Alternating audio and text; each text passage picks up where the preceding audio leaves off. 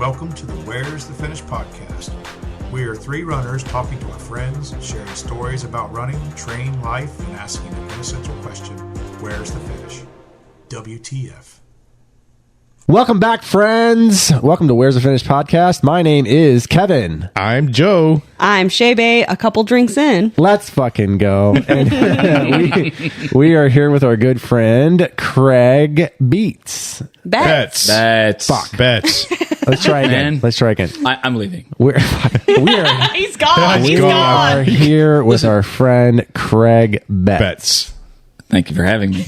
Well, listen, to be fair, Joe did this last week, so it's fine. He did. Yeah. He did do it last week. Last That week, fucked as me far up. as in my head, so. That's okay. It's okay. They just want extra E's in there. Yeah. E for excitement. It's exactly like it sounds. It's a terrible, terrible pun. Well, I wish it wouldn't be exactly like it sounds. Then it would You be want it to be easier. right. I want it to be right. I mean, I can't help you. That's all right. Well, we thank you for coming, first and foremost. So we've had a great time. We've been hanging out. It's also nice to be here. Yeah. So it's currently we're recording on the 4th of July, Yep. and we're all in America. Fuck yeah. All right. So anyway, we're all in our cups right now, so we're feeling pretty good. Yeah, it's been a pretty good day. Did I say that right? Yeah. Yeah. It's fine. Just So we decided to have a little pool party before did, we had this get together. Yeah. It's been really nice. Yeah. It was great sharing pea water with all you guys. I made cookies. Yeah. And we kept having to say, Craig, save it for the podcast. We did. We have very fun, important stories and a race to go through. We do lots of stuff to talk about. Yeah. Should we talk about how the water tasted like Joe? It's Joe soup. The pool is Joe Soup. Hi, Mom. That is my post run pool. You know. Oh, it's very salty. Yes. It's well chlorinated. Oh, okay. No, he's got a saltwater pool that he does not have to He doesn't have maintain salt that to it. way. Yeah, he just goes swimming in it. Exactly, The salt washes right off. That's nasty. But at least it wasn't really hot. That's true. My pool stays cool. Yeah, it was nice. Yeah, it was it's very like refreshing. 85. So we appreciate 87. your hospitality for having us over and making some bagas. Yeah. Baggers. Some baggers. They were some Yeah. good baggers. They were. And It was really good. And I mean, whoever made the broccoli salad and the delicious cookies. I made the fucking cookies. Yeah, Exactly. yeah, they were great. He tried to disguise them as healthy with berries. Kevin made sugar cookies with cream cheese frosting and Yes. fruit on top. And fruit. The fruit. Yeah. Yeah, That made it health cookies. food. Yes, they classified. It changed the classification from a And cookie and to a then health Joe's food. dog was just staring at me the whole time. Oh, just yeah. like Poor please, dog. He wanted all the good food. please. I gave him a hot dog. It's not healthy for him. What? But yeah, What? Oh, He can have some. It was a little nibble. It's kind of like when you're little and you go to grandma's house and they give you chocolate and candy and stuff. He it's needed okay. it. Look, his face was like, "Oh, I just need a little hot dog." Yeah. Well, until when he gets diarrhea, I'm bringing the shit in your house. So That's why you have kids. You know what I mean? Grandkids, Joe, and then they just go home. With yeah, their exactly. parents. Send them home. Your to grandkids be always wild. shit all over your house. Like the kids leave and you're like, oh, shit in the corner. God damn it. Well, What is Oh, this? well. at this point, I've only raised Goddamn, children. Steven. I've not had any of my own. So my kids are someone else's grandkid, and I was a grandkid. So that's all at least my experience. Did you shit in the corner? I don't probably. Oh, there was this really great story when I was little. So Yeah. my uncle Samuel, apparently, I think I've met him. Yeah, he's like maybe 10 years older than I am, something Yeah. like that. And when I was little and I was potty training, he didn't know that little boys, when they pee, you have to point it down. And so apparently he walked me into the bathroom and let me go pee, and I commenced a fire hydrant all over the bathroom, and he was screaming like crazy. No. Didn't know you had to put your finger on there and kind of point it down. It was at this moment that he knew he fucked up. True statement. True fucking statement. That's wild. We could talk about shit stories for a while. Yeah, Well, we let's could. talk about shit stories. We have yet to have an opportunity to talk to Craig about this, but we got this kind of. We're getting Are we? it out Are of we this. literally starting right out of the gate with a the shit story? Let's just go out the gate with this shit. Oh, fuck. fine. All right. So I have an update, by the way. All right, here we Because I go. heard a vicious rumor Oh. that you fucking fell. Did you fall, Joe? not on trail.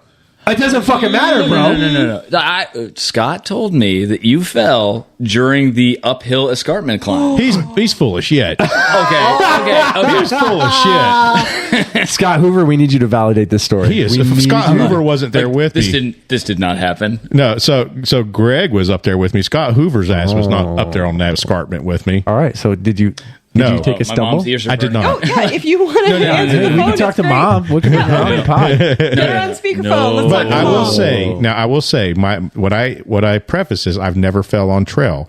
I did fall in a run one time, and that one time I was running a golf cart path over by what's that, on top of the world. Okay. When yeah. we were out there doing the Azul Tequila run. Oh, and, Oh, you did fall. Yeah. I do remember that. and they had, these little rumble strips so Yeah. that like blind people was- know there's a road crossing or Yep. something.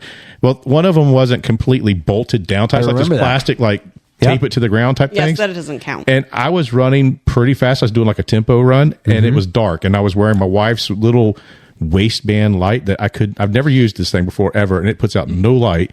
And so I'm just cruising along. My toe hits that thing, and I was on the ground before I even knew I'd fell, which is a good thing. I mean, I had a little bit of road rash on my knee, but at least I didn't get hurt. So let's go back to this escarpment situation here. Did you or did you not fall? I did not fall. Listen, I didn't even Did run. Did your knee hit the ground? Hell no. Like I can't even call anything I did up the escarpment even considered a run. I'm just saying. Is it falling if you're uphill when you do it? I don't know. Yeah, I mean, I'm That's just. just climbing in a different way, Listen, right? that's not what I heard. I'm just saying. I heard there was a second shooter. Don't let Coach Hoover, put bullshit in your ear. So Okay, man. so then counterpoint. Okay, yes. so the running bet with Betz here, which is not an official bet. Don't. The Betz It's an bet. unofficial Non-binding. the Betz Betz bet. The bet Betz Yeah. bet. The unofficial is, bet. is going to be who does it first? Me fall down on trail or him Craig shitting in the woods. Yeah, I really expected you to shit in the woods at Western States. And I told Joe, I said that you're going to have to take my corpse into the woods, and then I'll squeeze shit. your body. when he Expel dies, excrement. when he dies, I'm taking him to the woods. I'm jumping up and down his stomach till shit flies Oh out. man! I mean, if God he's dead, damn. it just goes. No. I mean, but to be fair, I mean, well, we'll talk about this. Across Florida is going to come up. I mean, Oh, you're shitting in the that woods. probably is going to be Yeah. where it happens. But There are no bathrooms. What if you shit in a bag and take it with you? Does that count as shit in the woods? well, No. I mean, there was a survey and you a could study carry that the happened shit to- with you for 200 miles, bro. I don't want to. But do you want to lose the bet? Which is more important to you There right now? are some bathrooms out there. So like Pruitt, there's a pot. There's like 5 porta potty. bathrooms over 200 miles. You get Yeah. you get a At bathroom. least 7. At least Yeah. 7. Okay. I mean, there could be at least 7. Listen, out there. What? The last bathroom is Marshall Swamp. No, it's not. You can have access to a bathroom once you get over to the Dollar General. Farrell's. There's Oh, yeah, there is one at there's Farrell's. Rodman. There's Locks. Yeah, Rodman at Dam. Farrell's. There's running water at the There's not one at the lock. at the campground when you're going through Big Scrub. That's true. There's one Yeah. there. So there are There are bathrooms. some It's bathrooms. possible. It is It's possible. It is possible. But listen, I'm not going to tell you where any of the bathrooms are. Because we want you to I shit. want Just you to don't know do where it. half the bathrooms are. I won't point them out. No, there's no bathroom here. Just keep running. We'll tell you for the first 62 miles, there's bathrooms every couple miles. I've seen Shae's like detailed map. Like I know where all the bathrooms are. Don't think that I don't know where these bathrooms are. No. Listen, I'm going to be crew chief out there on that one. You're not going to find the freaking It's bathrooms. like, yeah, go this way. He's like, you're gonna we're gonna route take me you around the around- bathrooms. to No, do no, that. no. We're gonna set our aid station down here. But I see like a water fountain. It's fine. No, you don't. No, you don't. It's not there. You're That's not hallucinating real. already. We're at mile 12. Why are we hallucinating? But the funny thing is, we had a conversation about this, and I'm just like, what would be a punishment for Joe that wouldn't also Shave his beard. be a punishment for me? Because it's like, well, it's not like that. Like it's like shave your beard. I can't. you could grow You a can't grow a beard. beard. No, I can't. I have can't? what is affectionately known. Have you seen Napoleon Dynamite? Yeah. I can grow the Pedro. Oh. Like it's not pretty. Like no chance in hell. Have you tried? Yes, I have tried. Have you put shit on it? I mean, it looked He's like not shit. Listen, one of our ultra running friends in Florida posted something on Facebook the other day that said, guys, why do you grow a mustache? And my response was, because they can't grow a beard. And that's Fair. I was going to say mustache rides. Mustache ride. Oh, free mustache rides. Free mustache. Who wants I a found mustache fun. ride? I found fun. That's from a movie. We're still quoting Super Troopers. We are. It's pretty amazing. What, meow? But yeah. Yeah. Calm down, meow. Meow. No. So, one of the things we've kind of alluded to it. If you know anything about Western states, we said the word escarpment. We've talked about everything. So Craig just finished running Western States 100. No. He did not. It was Western States 99.99. But before we get into Western States, because we're going to be talking for just A while on Craig, Western. tell us a little bit about Craig and about how you became an ultra runner and where you Like, what where do you came from Like, to where are you from? Like, let's hear just the whole story. Introduce yourself to our audience. Well, I mean, oh God, how do I even start? What is With the if I first could word. distill this down to Were you athletic when you were a child? Teenager? yes and no. I mean, my mom was was very enthusiastic about getting her kids out to go and do sports, but the sport was swimming. Oh, okay. So as a kid, like up until high school, I would, I was the captain of the swim team, which sounds great, except when you're interested in high school girls and you're wearing very tight Speedos, it's not exactly the most. So they didn't like that, huh? Yeah. Yeah. So, Mankinis. So Yeah. I mean, when I was a kid, I did a lot of sports, but Wait a minute. I wanted to be on the cheerleading team so that I could be around the girls. yeah, that was probably the way to go. But my mom was the coach of the swim team, so I didn't really have much of an option. It's like, do you want to be on the swim team or do you want to be on the swim team? And yeah, Yeah, it was swim team. It was. yeah. So, anyways, so going through college and stuff, I noodled around with the gym. I didn't really. Where'd you go to college? Florida State. Okay. So. We won't hold that against you. Go Knowles. All right. I know. Don't tell Susan. Yeah. She's not going to hear this, right? Oh, she will. She'll definitely hear absolutely it. She'll will. definitely I hear want it. to get into the beer marathon next year. We got you. Like so I You got to wear an FSU shirt when you do it, though. no. And then that's going to be fucking funny. That's the thing is I don't think I own an FSU shirt. Honestly, That's a good thing. Yeah, but Well, we're going to get you one just so we can watch you run around UF City with it. I mean, He's gonna is that run if I fast. lose the bet? Is that what's going to be? that's good. Yes. That is Okay, good. whoever I'm gonna wear loses it. the bet So- has to wear an FSU shirt During the beer marathon. During the beer because marathon. Verity, she's the one that runs the event. She works for UF. Is this one of those situations like Bruce Willis in Die Hard 3 where it's like I'm going to have like a fuck UF board on the front of me? I'm going to be running through downtown Gainesville like, Yes. That's going to be great. I can't wait. well, it was nice knowing you. Oh, man. I wanted to come so fast. But That's what she said. Nope. Sorry. that's not the other one. There Okay, it there you go. I'm like, that's not the saxophone. I'm pretty sure. But no, so I did just noodle around with going to the gym in college. Like I wasn't really super fit. But You're pretty fit now. well, thank you. Yeah. Hey, Hey. They're giving out bro love right here. Hey, picking up big things, putting shit down. I don't do that. I mean, listen, I'm a tiny pale imitation of this man right here. So, Well, I mean, so he does have a nice beard. do it. Oh, are we going to do an arm wrestling competition? No. Oh, shit. Hold on. Let's move some we're shit. not arm wrestling. Yes, we are. We need to fucking. Oh, no. Let's go. Arm wait, wrestle. hold Hold on, on. Hold on. We got to do this whole arm wrestle thing. Oh, look at this. Yeah, fuck it. Oh, hold on. I'll get my arm in there, too. Look at my little arm. I'll push it up. Are you ready? Yes. Oh, wait, hold Oh, on. shit. You're right. All right. Oh, shit. Oh, his pec. that's- okay. Oh.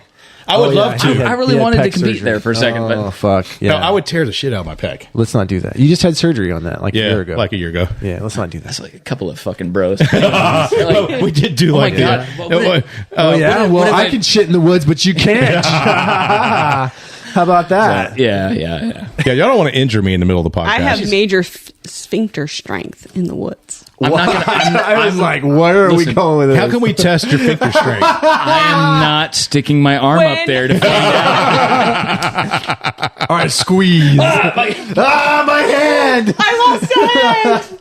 Shae, all into booty play. God damn it. We were just talking about butt plugs too. Well, this is That was a couple episodes ago.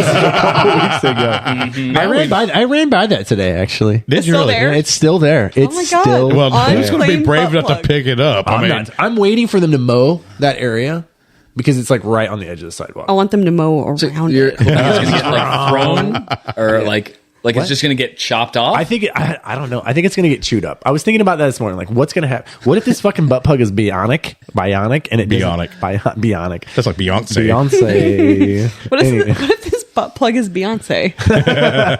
I mean, never mind. Anyway, I don't have enough beer for this.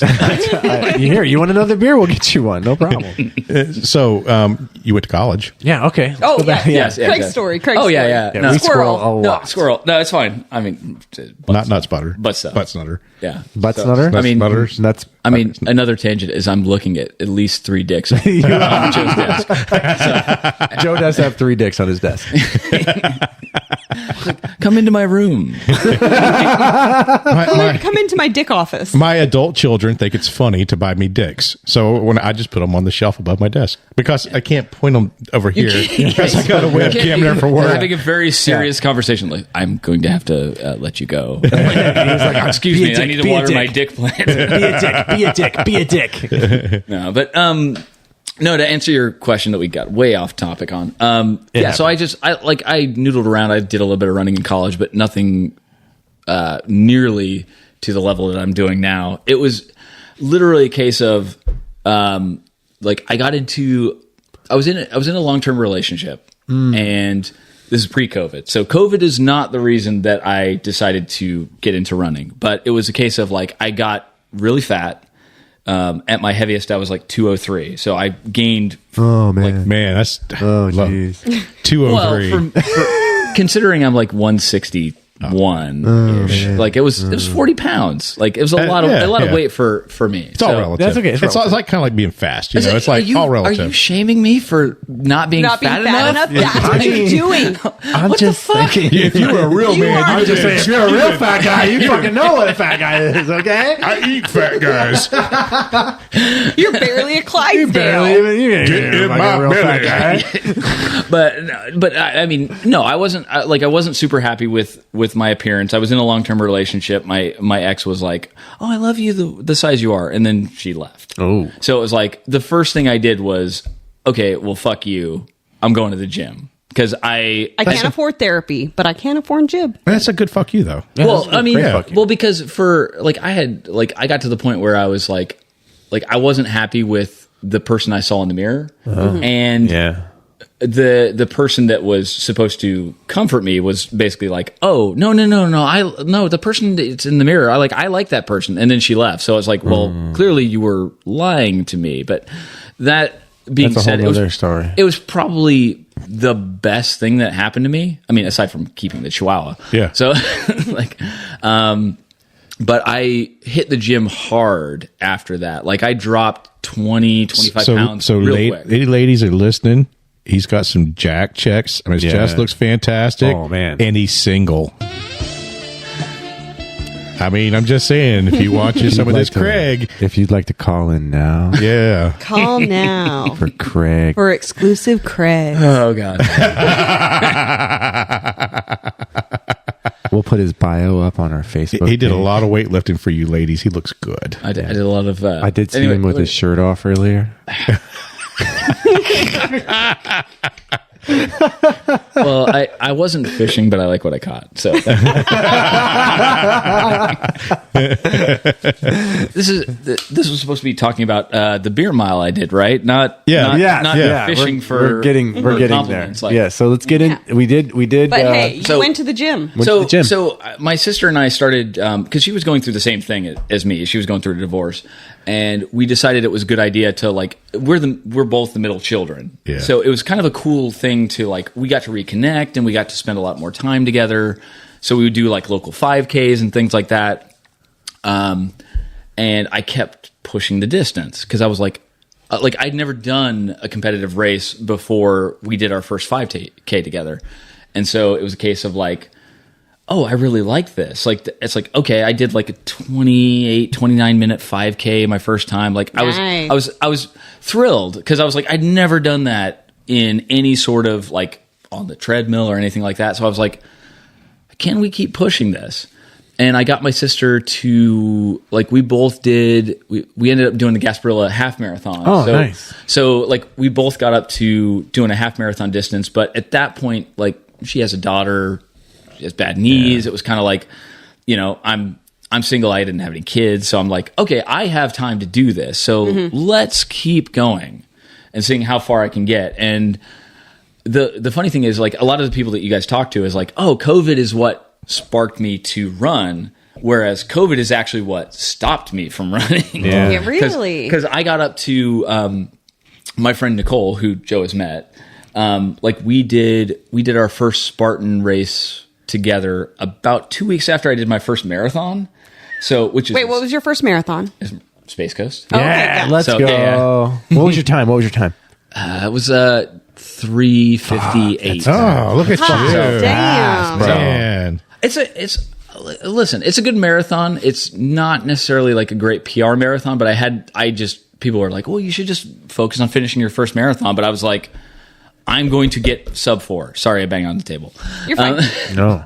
So Everybody wants to know how emphatic you are about this. So I was just like, screw it. I'm going to get sub 4. So I trained at exactly sub 4 and I got sub 4. So, and then 2 weeks later, I did my first Spartan Beast, which is a half marathon distance. No training for that. Had never run trails. How many obstacles? 30 to 40. So I've done one Spartan. How Hated it. much time did you get added for not completing? Or did you do the burpees? obstacle. so if you don't complete an obstacle, you have to do 30 burpees. Yeah. So Technically. it got to the point where, and this is fucking stupid. Don't do Yeah. this. Don't do your first marathon 2 weeks before you do your first Spartan race. No. Because there was a point about 7 or 8 miles into the race where the woman behind me was like, your calf is just twitching. And I couldn't do anything about it. Like, I'm just like, just fucking shoot me. Because I was just like, I'm in so much pain. I told my friend Nicole, I'm just like, leave me. That's so funny. That's care of so yourself. funny. I mean, I couldn't Tell do it. my family I love them. I I couldn't live here stand. now. I couldn't stand up. I was like, it's fine. It's a half marathon. But honestly, it was so hard. But I was like, and you know this, like you do a half marathon or any kind of race, and you're like, oh, that's fucking terrible. And 2 days later, you're going, I can let's do do it this again. faster. Scroll. I can shave an hour off this. Yeah, we could So cut some time off here and there. So I got up to the Spartan ultra distance, and then I realized I think I just like the running part of this. I don't think I like the lifting heavy things every 5 minutes. Same. So yeah, It's tough. Like, I have like no upper body strength, and like I got fucking owned. Any of the obstacles that had a running penalty loop, I was like, all right, bye. I'm not even gonna. I'll pretend to try this one, but I know I will fall. So I was like, I'll go do the running part. exactly. 'Cause, Yeah. I mean, it's a lot of fun and it has a good community, but it doesn't have the same community that running does. No. Because Yeah, I I can see mean, that. because there are some serious gym bros out Oh there my that are like, God. they're Serious. like, goodbye, see ya. Like they're not like, if you fall and you hurt yourself or you're whatever, like they're not going to pick you up. Like they're just like, nope, got to bit my time. Bye. I'm going for podium. See ya. So, I mean, it's fun, but I think I realized very quickly that I was like, yeah, I think I like the running and eating quesadillas part of it more than I like the Spartan race where there's nothing. There's water and it's hot and lift that stone, you punk, fucking do whatever. So how did ultra running get on your radar? Well, the thing is that like when you start up doing Spartan races, like everybody tells you that conventional wisdom is you need to know how to do, if you're going to do a Spartan ultra, you need to know what an ultra feels like. Okay. So I had originally planned my first ultra was going to be the Dunes 50K, and thank God that this. I mean, there's few things that you can thank COVID for, but the fact that Dunes 50K was not my first ultra marathon, because it might have been my last ultra marathon. Yeah, I bet. It is the only ultra where I have sat, like I literally sat down under a tree and looked left and went, it's 1.5 miles back that way. I don't know how far it is that way. Do I want to keep going? Wow. So like like it's the only ultra where I've seriously sat down and That's a 50K. and it's 50K. Where's this at? It's in Jupiter. Let's go. So Yeah, Let's it's, go right it's now. the sand dunes. Let's it's fucking it's go. one of those sand so dune races. so if it had been my first 50K, it probably would have been my last 50K. So then, what was your first 50K? I ended up doing the cold water rumble. Cold Water Rumble by Aravaipa. Yes. So Nice. I mean, towards the end of COVID, like they were still really good about like there was a social distancing. Arizona was starting to open up. There was a lot of like they did it right. So I went, well, fuck. I mean, I trained for a 50, but I had been stuck indoors because of COVID, and I went, well, they got a 52 miler. Like, let's just do the 52 miler. What's let's go. double a marathon distance, right? Why not? Fuck yeah. And well, and it turned out like it was hard. Yeah, I was gonna say, how much climbing did that one have? Oh, I had no idea. Yeah, it had a lot though, huh? I got there and I went, oh, I fucked up. It was at this moment that he knew he fucked up. But yeah, I mean, it was a case of like I got there and I went, oh, like I did not like because I was coaching myself at this point and I'm like, I don't know what I'm doing. Let's just go out there and see how it is. Like it was an amazing time. Like I had a great time, and even though it utterly destroyed me to the point where I finished the race, and so we were staying at a park and there was camping, and I hadn't bought a cot, so I got into my tent after 52 miles, having never done this before, and my legs locked up so bad. I was gonna ask, like, did you have like the night sweats? Did you have? I couldn't get out of the tent again for like it was literally a case of I got into the tent and my legs locked up and I couldn't get up, and I was about 100 yards away from anybody. I couldn't scream for help. Like my legs hurt so bad, and I was just sitting there, and I'm just like, well, we're here for a while, so I like pulled my sleeping bag over me to try to warm up as best I can, and just laid there for 30 minutes. But it's probably the most fun I've had in a long time. Yeah, let's go. Hell yeah. So I really enjoyed it, and that got the hooks in me because honestly, I like that's why I got the tattoo. Is like, I mean, I have my little running tattoo that I finally got, which is, And we're gonna be sharing that on Insta too. yes. So yeah, it took me a couple of years to get that one, And it's but- your very first tattoo. Mm-hmm. Yeah, and it's a good one. except for the tramp stamp. We're not going to show that one. So Cold Water Rumble, apparently they don't offer a 52 miler anymore. Really? They do a 100, 100K, 60K, 40K, 10 mile, 5 mile. The 100K though does have 5,100 feet of gain. That's probably about right. Yeah. Well, Yeah. do you know the so at Skunk Ape? What is his name? The dude that was wearing the jester outfit. Oh, Ed Ed Eddinghauser. So he was a very distinct memory that I had because I'm like, why the fuck is somebody running this in a fucking full suit? Yeah. With a jester hat on, and it's like, oh, that's Ed. It said the Jester. Yeah. So- I ran a race up in Wisconsin. It was the 48 hour, and he was like, yep, I want the 150 mile buckle. So he just stayed and saw Ed all the time. In a full suit, Yeah. which is just insane. gloves. And it's in the desert. Well, he talked about when he was here in Florida running the Skunk Ape 100 about, he was testing out the new Jester suit that he had, and he was, wished he had made some modifications for the heat for this one. Yeah. It was a little heavier than I would think. I you'd was want. at least a little bit happy to give him because he was the only person that took a donut from our aid station. So, Nice. so Really? I was like, yes, thank you. Where'd you get donuts from? I did Duncan. Unfortunately, we didn't. There's no other good place. What? There's no good. Tastio? Tasty-O's is. I'm sorry. We're going to have to just agree to disagree. That is not where we can get divorced. Shut my over mic this. off. Shut my mic off. This podcast is We're over, done. Joe. Which We're done. which one is his pod? Which one Shut is his his mic microphone? I'm off. turning it off. It's done. I'm sorry, everyone.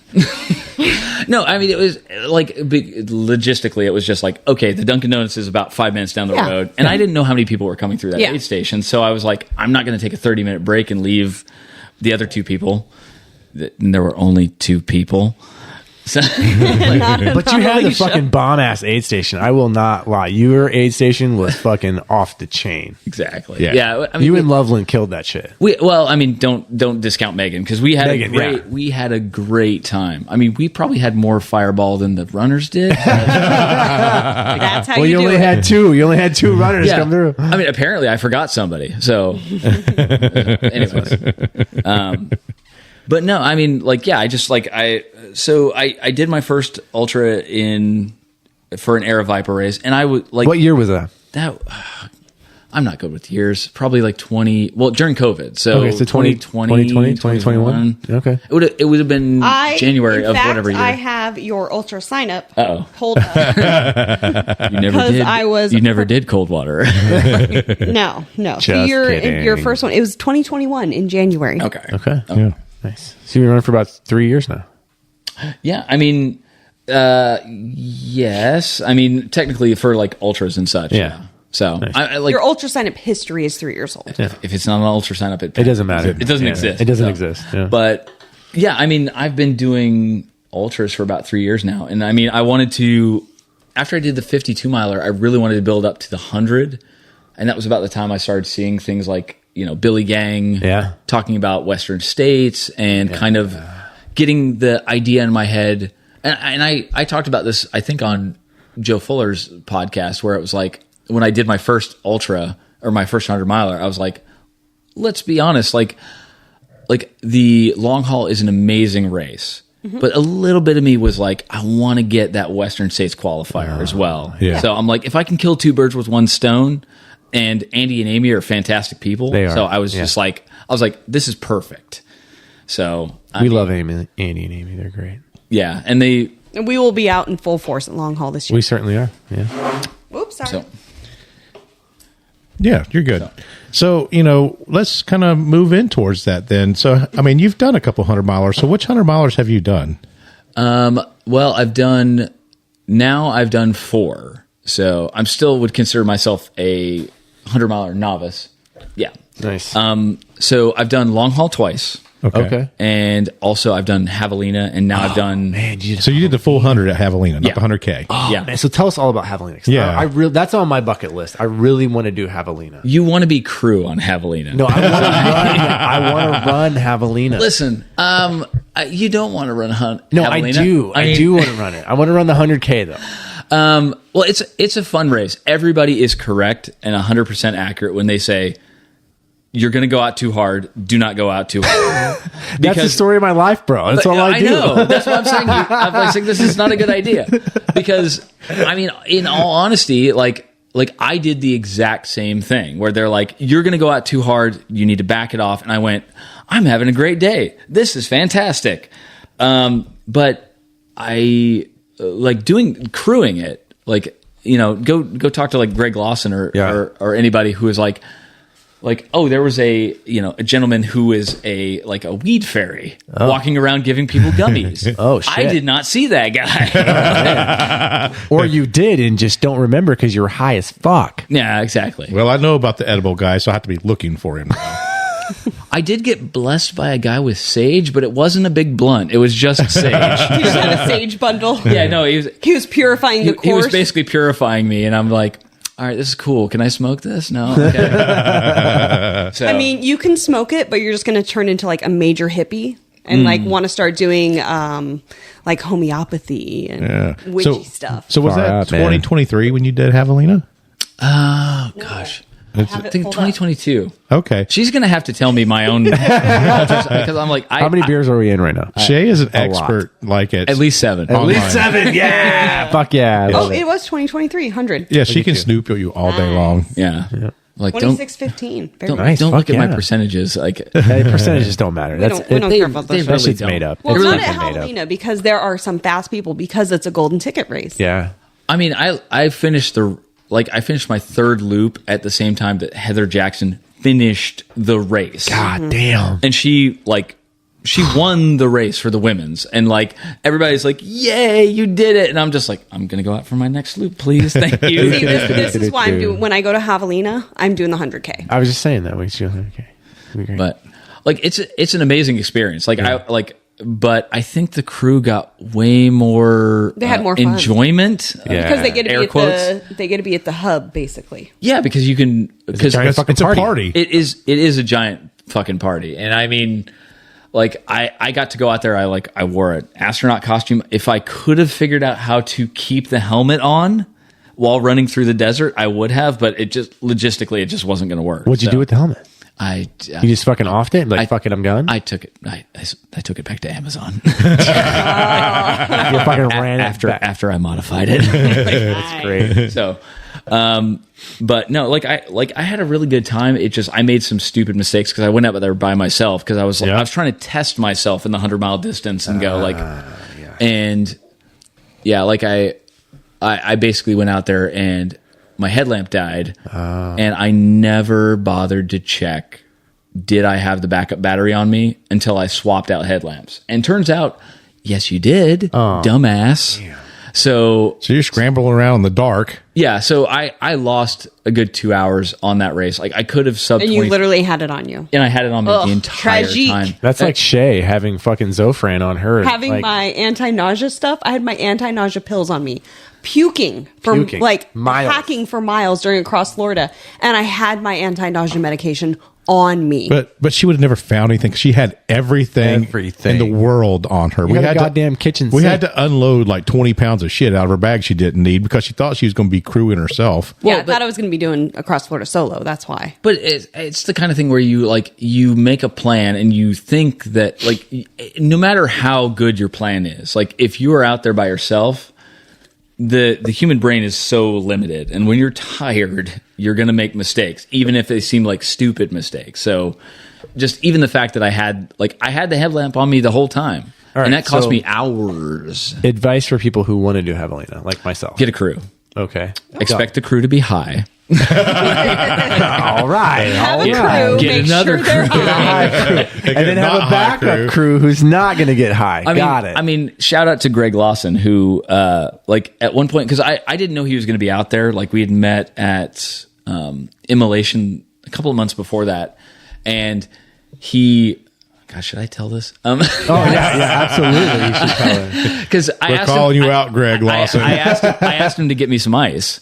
And he did get me some ice about the same time that, because Luis Gomez, who is also has run Western, and I happened to know was out there. Like I was hanging out with him, and so they both went to get ice at the same time.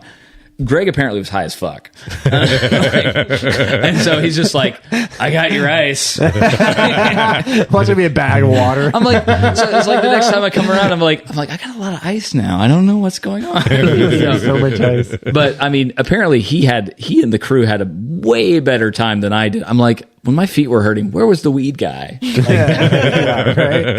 That's fucking funny. So I would highly recommend.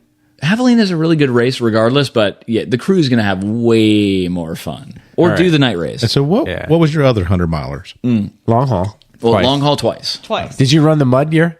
Yes. Yeah, you ran it last year. Yeah, you guys. So, 23. You guys don't know. I did one loop on that course, and it was enough. But Craig's time on the mud year, make a guess. Ooh. Oh, he was sub 24. 2022. 23. Yep. So he was 21:48. God damn, Craig. Mud year. Yeah, All right, exactly. so let's be real. I need to know, someone who's slow, how the fuck do you run so fast? Like, that's a real question. Stupidity. Like, I want to be able to run fast like that. He goes for from long being distance. fat at 203 pounds to 160 pounds, and he's jacked. Well, I'm not jacked. But Well, you gotta start do I gotta getting get jacked. You gotta get jacked. Is that it? Is that the key? Maybe it's getting high. You got to It's get your getting high? gym bro. Do I got to put my dick on the table? Is that what we got to do? yeah. Here? Like, what? Put it out Is there that going right to make now. you faster? I don't know.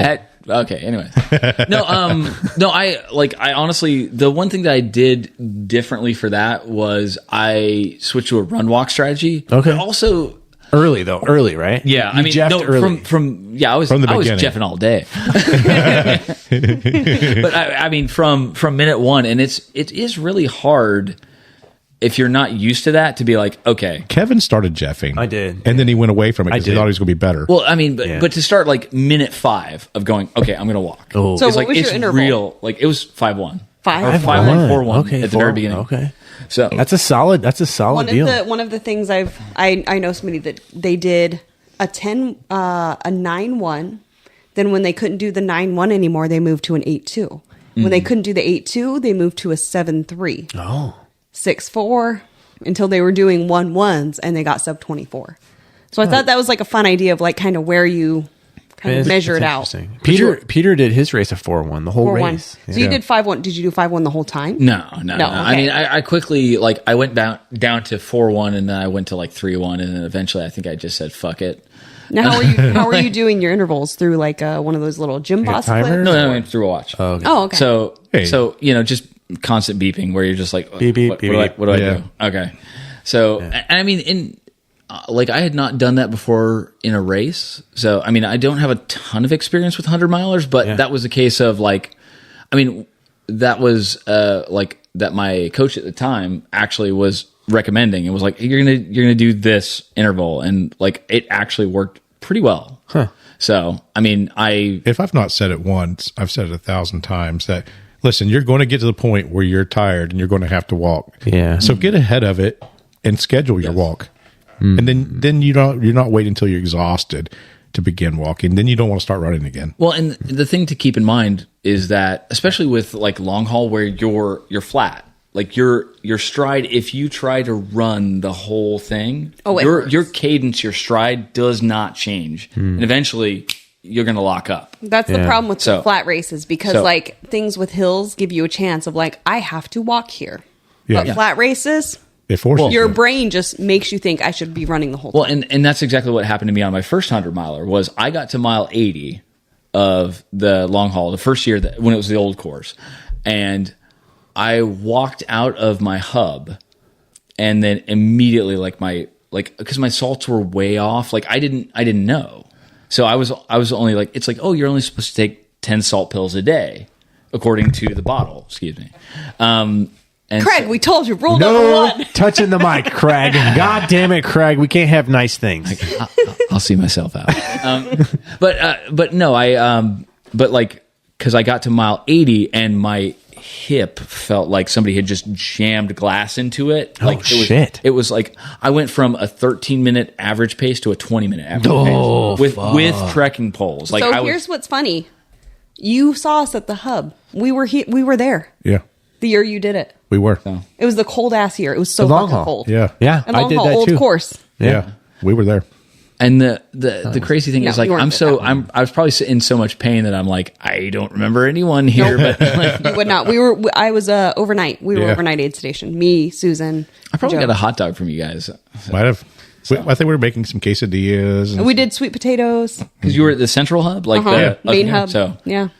yeah, and it was a good race. Like I still like I was determined to gut it out. I'm like fuck it. Unless they're gonna pull me from the course, like I had poles. I'm like I'm gonna limp my ass to the finish. Which is funny because you finished in like what 25-ish hours. Yeah, just under 26 hours. And there's It's like, a 32-hour cutoff. Yeah. So you were going to gut yourself to the finish.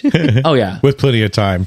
Well, but I mean, when your goal is like in your head, you're going, I'm going to get this time, and it's just like, well, that's out the window. Okay, what's the reassessment?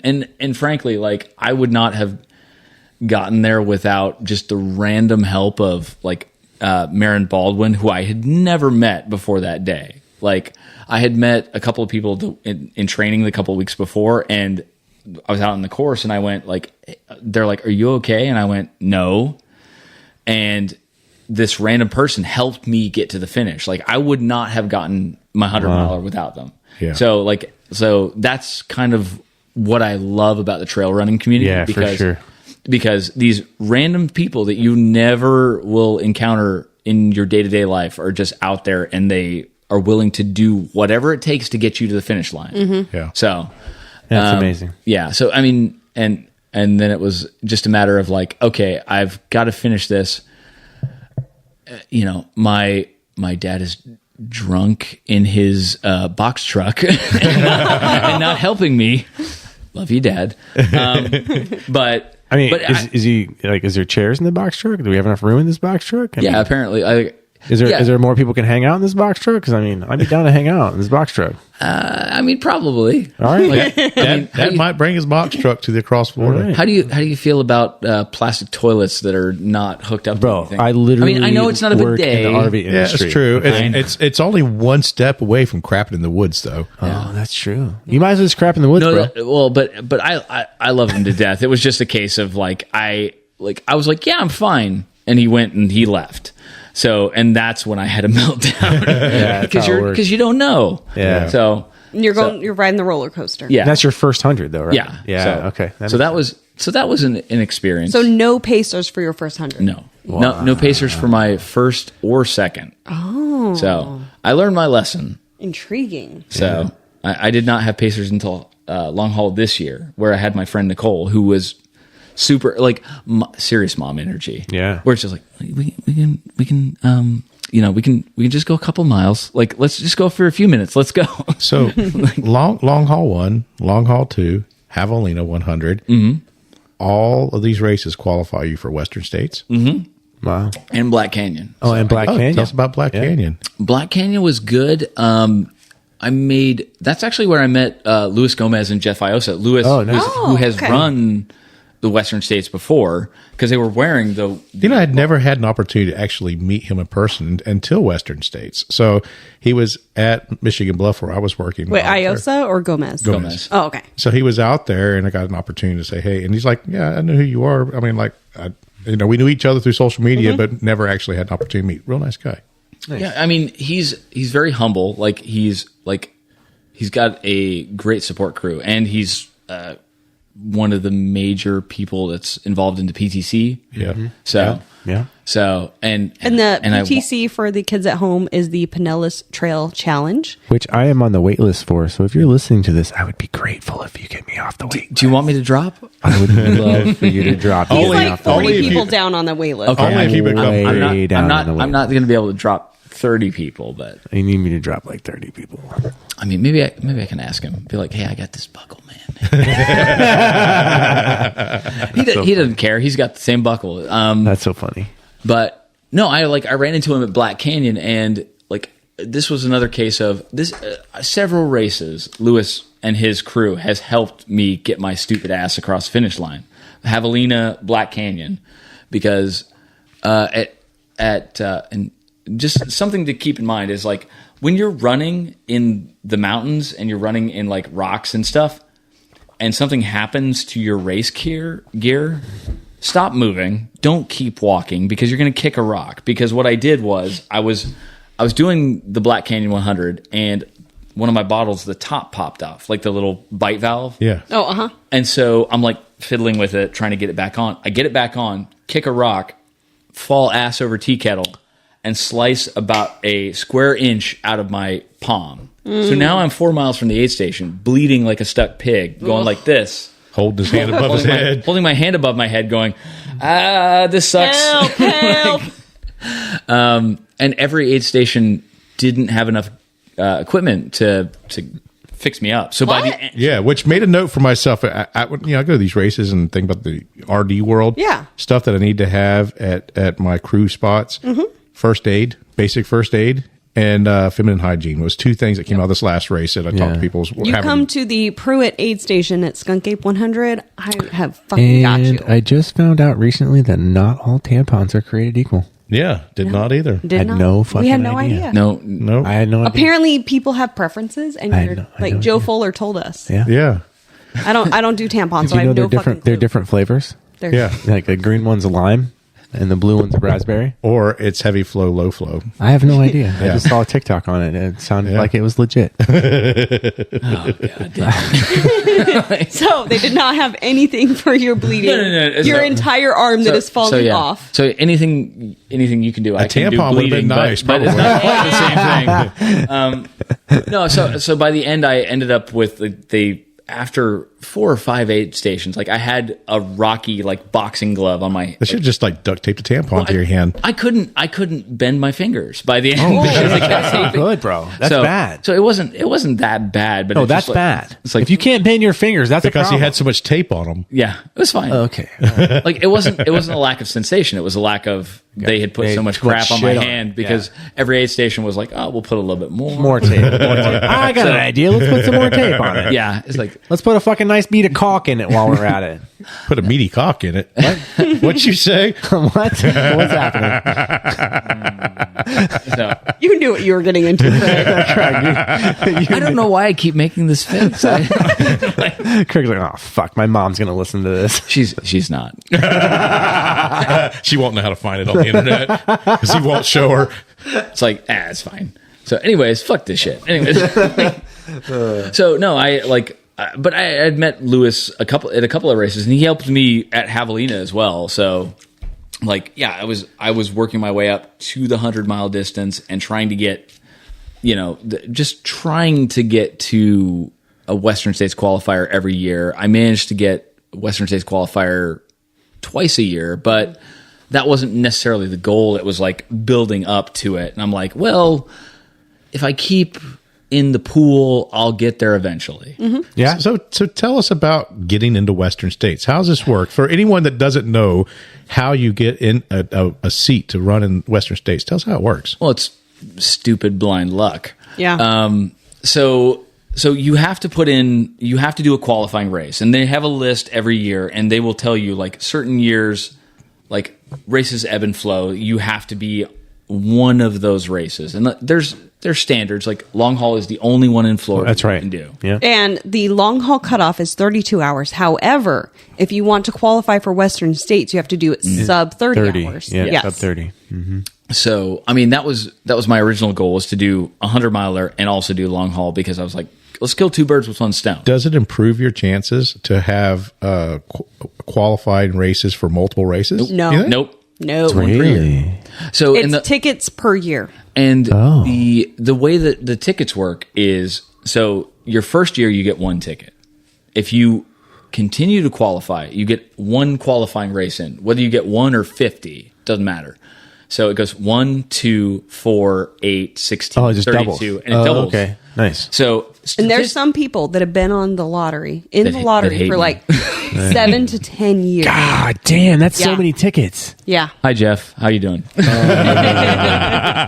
Oh, so Jeff Iosa has not made it to Western yet, has No, he? not. I mean, he's paced, but So I mean, so Jeff Iosa is a friend of ours too, and He just did 6 days at the Dome. yeah, I had a chance Yeah. to help him out some on the Across Florida 200 also. And I seen him not that long ago at a Moon Over Croom. So He also has the 50-mile aid station at Tampa Bay 100. which we'll Yeah. seen him there. Yeah. So Yeah, I'll get just to gotta- see. just hang gotta get out at shit his done. house. Yeah. Shout out Jeff Iosa. Yeah, for sure. so I mean, but yeah, the odds of getting in your first couple of years is astronomically low. It's like one ticket wonder, aka one ticket blunder. I know somebody who was a one ticket blunder. So apparently for this year, if you were to get in with 2 tickets, say like myself, you had a 1.45 Whoa. chance. So Less the than number 2%. so the number of tickets you have Improves your chance? percentage. Yes, Yeah. because it's exponential. So I mean, I think, and I'd have to go. Like, let's just put it this way. Like, I have 100 things. If you have 5 of them, he's got 2 of them, you've got 30 of them, you have a much higher chance of your name being pulled. Yeah. But not totally. The probability might It's not still- work. yeah. It's kind of like if, I don't know, 200,000 people, Play the 300,000 Powerball. people apply for the New York City Marathon. And so then they do. Are you calling me out on that? Yes. one?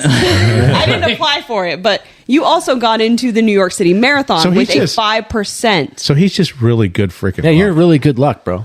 Yeah, I mean, Are Rub you my gonna? belly. I Rub was my gonna belly. say, like, are people gonna start asking to rub you? Can I rub Rub your belly? Craig for good luck. I mean, I am single, so.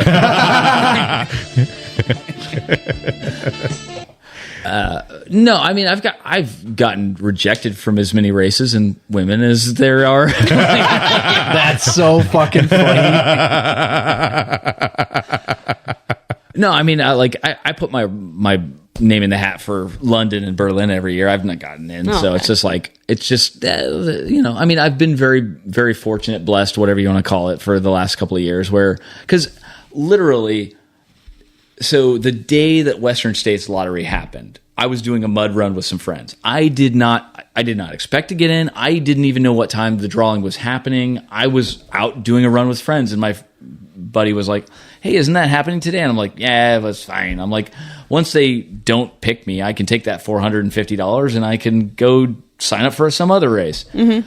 And like, wouldn't it be funny if you got picked? Ha ha ha ha ha. Do the whole mud run, come back, Joe, Nick, Greg, like you have missed like 15 messages, and I'm going, oh fuck,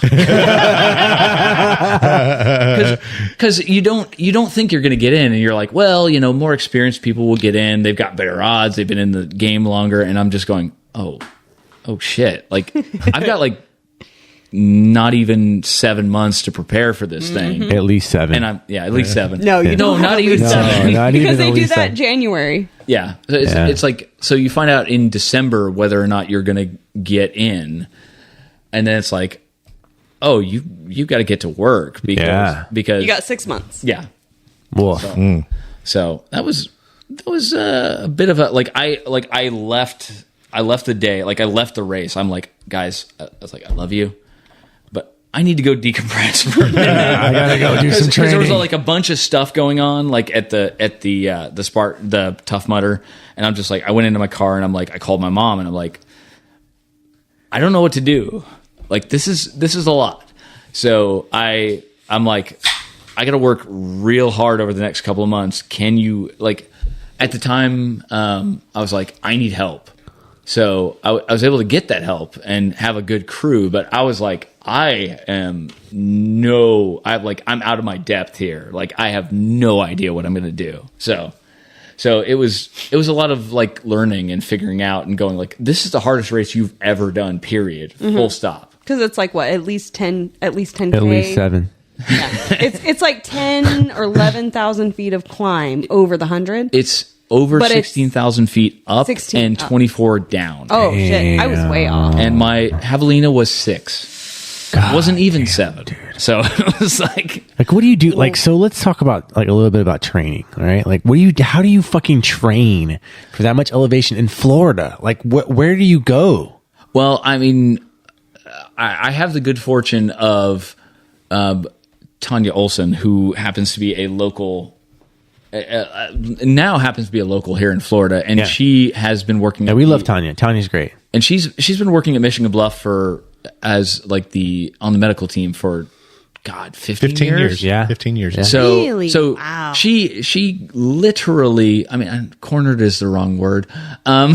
She basically was like, I know what you're about to go through. You need to do this. Like, here are the steps. Nice. And so I was like, at first I'm kind of like, I don't know, but I'm like, okay, I'm going to follow Your advice, like he's your advice. Yeah. And it honestly paid dividends. Like Nice. it was a lot of like work on your downhills. Like I know a guy, he's got a treadmill. It goes negative 20, it goes negative 35. Like go here. See, this is bonkers to me, and like I just want to go and try one of those. So like on my treadmill at home, it goes up to 15. It's one of the Nordic Track commercial ones, so it's not even like the X22 that goes up to 40%. Because the X22 goes up 40%, down 6%. The one I have goes up 15% and down 3%. So I cannot fathom going down that far. Just put some blocks underneath it. Yeah, just fucking No. That's fine. That's what I did on my walking pad at work when I was training for an uphill race. I mean, and So how'd that pay? Like you went to this, sorry. you went to this treadmill Tangent, where it was right. like, no, it's fine. Tangent. Isn't this Tangent the podcast? this is all we do. Hashtag tangent. Where's the tangent? Butts up. No, so yeah. So I ended up going to. Tanya recommended there was a place in St. Pete, Run Unlimited. Oh yeah, okay. That, they're a sponsor for Tampa 100 too. Yeah. yeah. And they're like Greg and CJ and Meg and I forget the other trainer's name. Like they're all really good people, but it's like they had a super secret, very expensive incline trainer that goes 5 miles per hour down negative 35 degrees. Jesus. So Christ. as high as it goes positive, it goes negative in the opposite direction. Fuck. So Tanya was like, you need to do at least 6 to 8%. And I'm like, well, fuck that. I'm going to do At least 7. So I was, I was like, I did Georgia Death Race in the lead up to that, and I was doing like 12, 13, 14, 15%. Like, I'm not going to do 35%. I'm not going to, because you got to be bungeed in. Yeah. So just to not look like a doofus, or go face first into the Ass ground. over tea kettle. Yeah. Like, so yeah, I did a lot of that in the lead up to the race because everybody says like, oh, you blow your quads out in this race. So it's like, this is one thing I know I can do. Yeah. So, but I mean, I'm still very weak on the uphills and So stuff. what about gym work though? Besides the treadmill, you were doing some squats and things like that too, right? I mean, yeah, I mean, I backed off like the heavy gym stuff. Like I cut out CrossFit because I like CrossFit, but at the same time, it's a case of like you don't know what you're getting into until the day you show up for the workout. True. So You got the WOD, and it's what it is. So it is what it is, and it's a case of like if you show up and you're tired and your legs are hurting, and it's leg day. Well, too bad, pussy. Hey, you got fucking 50 do it. wall balls. Fuck around and find out. But who's going to carry the boat? David fucking Goggins. He can carry his own damn boat all day. so you did a lot of treadmill running, and that's how you got kind of that elevation. Yeah, I mean, like I did the Georgia Death Race, but I also did a couple of like a weekend or two up in Vogel State Park. Okay, so I was trying to get some practical training in there. Yeah, but we live in Florida. There's only so much you can do. Yeah, I mean, so we had a pretty good turnout of Floridians at Western States this year. I mean, not including the fact that Andrew Barrett has moved from Florida. We counted him along with Florida. We had, 5 Florida runners out there? Yeah, it was John Bowman, Jacob Burnett, May Barker, and myself and Andy. So yeah, I mean, it was a pretty good lineup. I mean, we ended up having, if you count Andy, we had a 4 out of 5 success rate. Yeah. And John, I mean, he knew it was a long shot going into the race. Like he got off the wait list, like the last minute, off the wait list. Dude, there was somebody the day of the expo. Fuck, are you serious? From Sweden. Shut the fuck up. No. So there is a really great story. If you listen to 10 Junk Miles on John Fegvaresi, John Fegvaresi. If you watch the Barkley Marathons documentary, he is one of the guys on the Barkley Marathons thing. So he was literally sitting there. Yeah. So he was literally sitting there at the start line the morning of, and Gordy Ainsley was like, yeah, I'm probably only going to run up to the escarpment, maybe a little farther, and then I'm going to go ahead and drop. And then, Thornley is like, hey, realize these people right now, they're waiting for people not to show up to run this race. That's fucking crazy. Wow. And so he literally was waiting there. So that is something that people have done where they're waiting for the race. DNSs. Yeah, people for DNS. That's fucking crazy. Like, how do you do that? Like, how do you go all the way there? So he went all the way because he lived in Tennessee. He went all the way there. I think Tennessee. Speaking of Barclays, I taped up someone's feet this weekend. Lisa McFadden is from North Carolina. She ran the Barclays. That's so cool. Yeah, that was pretty cool. I would like to talk to her a little more. Hey, here's a real question, Joe. Where's she from? She's from North Carolina, right outside of Raleigh. Okay. Joe, how many WTF stickers did you give out? Oh, probably 50. Fuck yeah, that's or so. Yeah. And I didn't give them out to just randomly. It was people that I sat and talked to and said, "Hey, would you like to listen to my podcast?" And then when they're like, "Well, how do I find it?" Here, you won't forget. Here's a sticker. Yeah. So hopefully we'll have some listeners on this. Did you write WTF on anybody's feet? No, I didn't do You that. should have fucking taken a mark. That'd be so weird. WTF. Yeah. Hashtag. I should have wrote WTF Yeah, on you some should have feet. fucking run it on the feet, man. That would have been done. Fuck yeah. So, yeah, I mean, the fact that Tanya helped you out and kind of gave you some guidance, that's fantastic that we have a resource right here in Florida in our trail running community. That's Tanya's there great. to be able to She's give so that good. to you, Oh yeah, she was like over and above. Like she's like, you got into Western.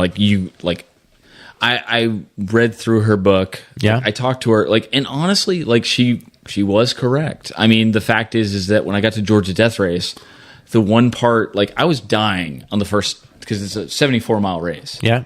And everybody says, if you can get to mile 37, that's when you can start to run. Same thing with Western. If you can get to 62, if you can run. And honestly, because it's with Georgia Death Race, you can't do polls for the first whatever because it's harder, and then you can do polls after that because it's not as horrific. Well, tell that to a couple of guys who just started out the gate with polls. Oh, okay. Really? Who I don't know their names, but Did they get assholes. Did they? Well, it's like you're not supposed to. You're not allowed to use. You're not allowed to use poles in the first couple of miles. There's no trekking poles allowed at all at Western. Yeah. And I'm gonna tell you what, that's a place where you could use trekking No poles. shit. They don't let you use poles? When the race was starting off, I went up the escarpment for up to about a mile and a half up myself. And, I looked at your Greg, Strava. Greg Lawson, and so we didn't have time to go all the way up because we needed to get back down and get to Michigan Bluff aid station, and so they give time for the runners to get to us. I see them and they go back down, but we picked about the steepest part of that escarpment walk up to stop. We knew that we were going to be able to watch people go a little slower up right there and get some good view of all the elite runners. Man, they were pushing off of them knees. Damn. Every single one of them was pushing up off them knees, getting up there. Do you remember what I said to you as I was coming up the hill? No. I said, Joe, I need your calves. He did. Now he says it. I do remember that. That's so good. I'm just like, oh God. Because I did the training camp, but you don't do the first 30 miles because it's through a protected area, so they can't do a formalized training event. run. Yeah. Because there are several sections that are either private property or they only have permitting. That's why their permitting is so low, is because there's a lot of those kind of sections. And that's why it's hard to get in, because they have been grandfathered into like there are no other events that are going to be able to do this What race. they do, yeah. So, and they're like, nope, you got 375. That's it. And they've done so much. I mean, they've And changed. like at least 100 of those are sponsored things. Yeah. They've now changed the name of Squaw Valley. Is no longer Squaw No, Valley. it's Olympic Valley. Yeah, and it's been Olympic Valley, and for they've several they've years. changed other things to really about they're talking about the Native American tribe that's there and everything. So there's a lot of stuff that's going on in that area right now. It's kind of talked about the fact that you were Tanya's involvement. She had asked myself and Greg Lawson and Marty to go up there and help her with feet. Marty wasn't able to go because he had some work issues that happened, and at the last minute wasn't able to go. But we went out ahead, and we've been talking about this on the podcast for a couple times that I was going to go out there.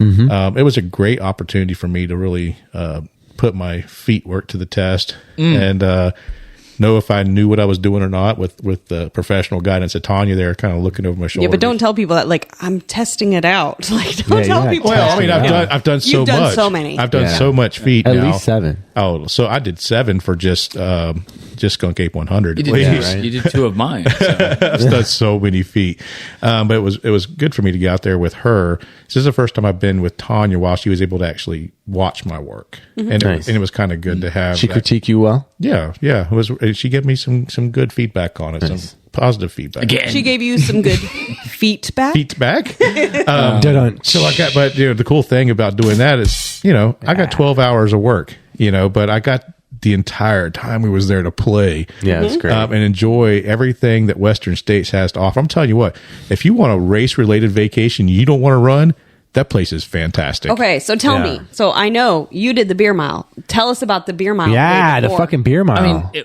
it was the best mile of the whole fucking week. What beer did you do? Well, unfortunately, they only had Coors, which I believe you have an opinion on. So, She says this is close. It's like having sex in a canoe. It's like having sex in a canoe. It's fucking close to water. so that's not good. It's not great. So, I mean, we got there on Wednesday, and most of my crew showed up Wednesday afternoon. We were staying in Truckee, which is where the Donner Lake is, and if you know anything about the Donner Party, so, Yeah. So I was like, I'm If hungry. not, Google I'm it. hungry. Let's go eat. That's so funny. We had a carnivore diet while we were there. Yeah. Well, I mean, Scott is a carnivore. Scott so Hoover, who it's like, came out to pace, did. So we got there on Wednesday, and the only thing that we had to do on Thursday was like the crew wanted to go to the expo to see the seminar about crewing. Okay. It was So, question about the expo. Were there a lot of vendors, or was it primarily Hoka? there's a lot of A lot of vendors out there. They were the only shoe vendor. Okay. So not clothing. Well, not necessarily. Yeah, Well, because I was going to say, I know Nike. Hoka makes So clothing. Nike Trail was there, but they had to set up outside the expo area, Okay. a certain distance Okay. away, because it's Hoka's event. Yeah. Okay, so It's- what kind of shoes did you run? in? You cannot set up within 300 yards of them. That's so funny. They went like 300 yards away from We where can't the see your expo shit area from was. our shit. What shoes did you run in, bro? I mean, I ran in a combination of Brooks and Ultras. Okay. But I mean, this was a fantastic weekend because, Okay. frankly, like you want to talk about swag, Yeah. right? Oh, man, like, so much Like I mean, swag. if you were a local, you made your money back because Yeah. the race cost was about $450. That does not. that's include- not bad. You know, I mean, Yeah. The only like. I came here today. It's like the only magic trick that I can do is make my wallet disappear. I'm and so all the like my bank account is like an instant emptying device. So Hey, it's like Craig. so good at getting Ta-da. to zero. Craig, can I get $60 from you? No, and no one can. Don't you have an extra $60 to give them? You be quiet. That will be an exclusive. You must ask him for the story. We'll talk about that later. Anyway, but no, I like the whole expo. Like, so we did the crew expo on Thursday, and we did the beer mile, which I managed to convince both of my pacers to do. Now, Let's go. Fuck yeah. Granted, they did not do alcoholic beer, but I went. You can't fuck up Carb your loading. Yeah. You can't fuck up your race that badly, so right? tell us about your crew. Who's your crew? Who's your pacers? Who went out with you? So I'm very OCD. So I had a whole spreadsheet of everything. So I had the Hoover family. So Scott and Olivia and their two girls, Skya and Lillian. And how old are they? The girls are teens. girls They're are like, teenagers. Yeah. Okay. So Like, competent. don't ask me. I don't know. Yeah. Yeah, They're they're teenagers. teenagers. yeah, Like they're just like I 14, did. 16 maybe ish. Yeah. Yeah. So they were good. They helped. Yeah, So they were- they were very helpful. So Yeah, nice. and also I had Loveland Findlay, who's telling me Loveland. across Florida. Yeah. Yeah. No love. And my friend Nicole Parisi, who is a newbie to the ultra running community. So she's training now for her first 50 miler, Oh, which one's she doing? the Virginia Trail Fest. Okay. yeah. Yeah. So Nice. So I tried to convince her to do the 100 because the buckle looks really good, but Love a good buckle. she's not quite there yet. And Roxanne Youngs, who was a former like Iron Woman? How do you Yeah. say that? it's just Iron Man. Iron Lady. So Iron Man. So Iron Human. yeah. So I had a pretty good crew going out there, but I convinced my pacers to both do the beer mile, which was a lot of fun because Coors Light sucks ass. Yeah, But, it really fuck does. I'm Where gonna the tell you, mountain's blue. It was like a highlight of the trip for me. I just had so much fun watching this event. I laughed my ass off. I mean, I just giggled the entire time watching it. we're doing the beer mile at the Badger, right?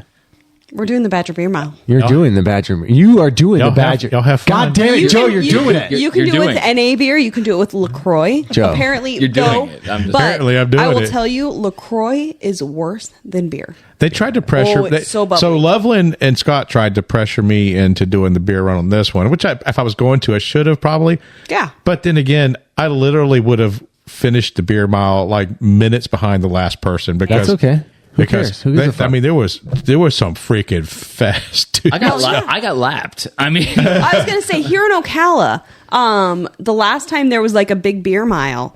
Oh God, I cannot remember his name. We He just was- did one. Well, I know, but You there was weren't around. a couple. Yeah, I was out of town, but there was a guy a couple years ago. He was big in the beer mile scene. He did a beer mile under 6 minutes. Dang. Yeah, we probably had a 6-minute Why? beer mile. Yeah. It was crazy how fast the guy that was winning this thing, how fast he was moving. It was just Yup. ridiculous. But then again, we're talking, you got some professional athletes out there, and some of them there are just there for crewing and fun. Yeah. Whether they were running or not, I don't know, but they were killing this freaking bear marathon. I'll say the last beer mile that was in Ocala that was an infinite. Audrey, which was a previous guest, her friend Brandon. who Oh, did yeah. it. He fucking puked. He would drink and he would run 10 feet around the side of the building, puke at the side of the building, run around the building, a quarter mile, drink another beer, get around the side of the building, puke again. He did it every Every single time. time. And you he didn't drank do a it as beer. penalty laps. and there were some people puking. Oh, There yeah. was like, thankfully I was not one of them, but I mean, Yeah. I'm sitting there going like, oh, this Coors Light sucks. Yeah, it's like And fucking somebody's water, like bro. projectile vomiting into the trash can. But, you know, from me. I think Scott, he's a fast dude. He is fast. So I yeah. think he finished probably in like the top 10 or so, 15 Yeah. people that Nice. did. I mean, Fuck yeah, he dude. was moving. He's a fast guy. Yeah, I mean, but there was no timing, and no, it was Yeah. just drink and I have fun. still- But he was hauling butt. well, because my philosophy was, I'm like, all right, the Friday is going to be stressful. Saturday and Sunday are the race. Yeah. I was just like, I just want to have fun. Yeah, Like, I didn't that's even. what I was like, You're there I, for an experience, right? I was like, you can't possibly sabotage your 100-miler by doing 3, 4, 5 beers. Yeah. Before that, Drink 7. yeah. No. I can do that. So. It's not today. Oh, okay. But they gave you a sweet, it's a woodcut trophy with a Like a bottle Bottle opener? opener? I saw that, That's yes. so. Did they give it to everybody? everybody that finished. That's so fucking cool. yeah. I'm like, I thought those Joe, were like. why the fuck didn't you do that, bro? You could have had could've this had cool that. ass fucking thing. Well, apparently I'm just lazy. God damn it, Joe. well, he had to film the thing. Look, listen, Scott Hoover did the beer marathon. I'm looking at his Beer Strava mile. here. Or beer mile. Beer marathon. That's another race.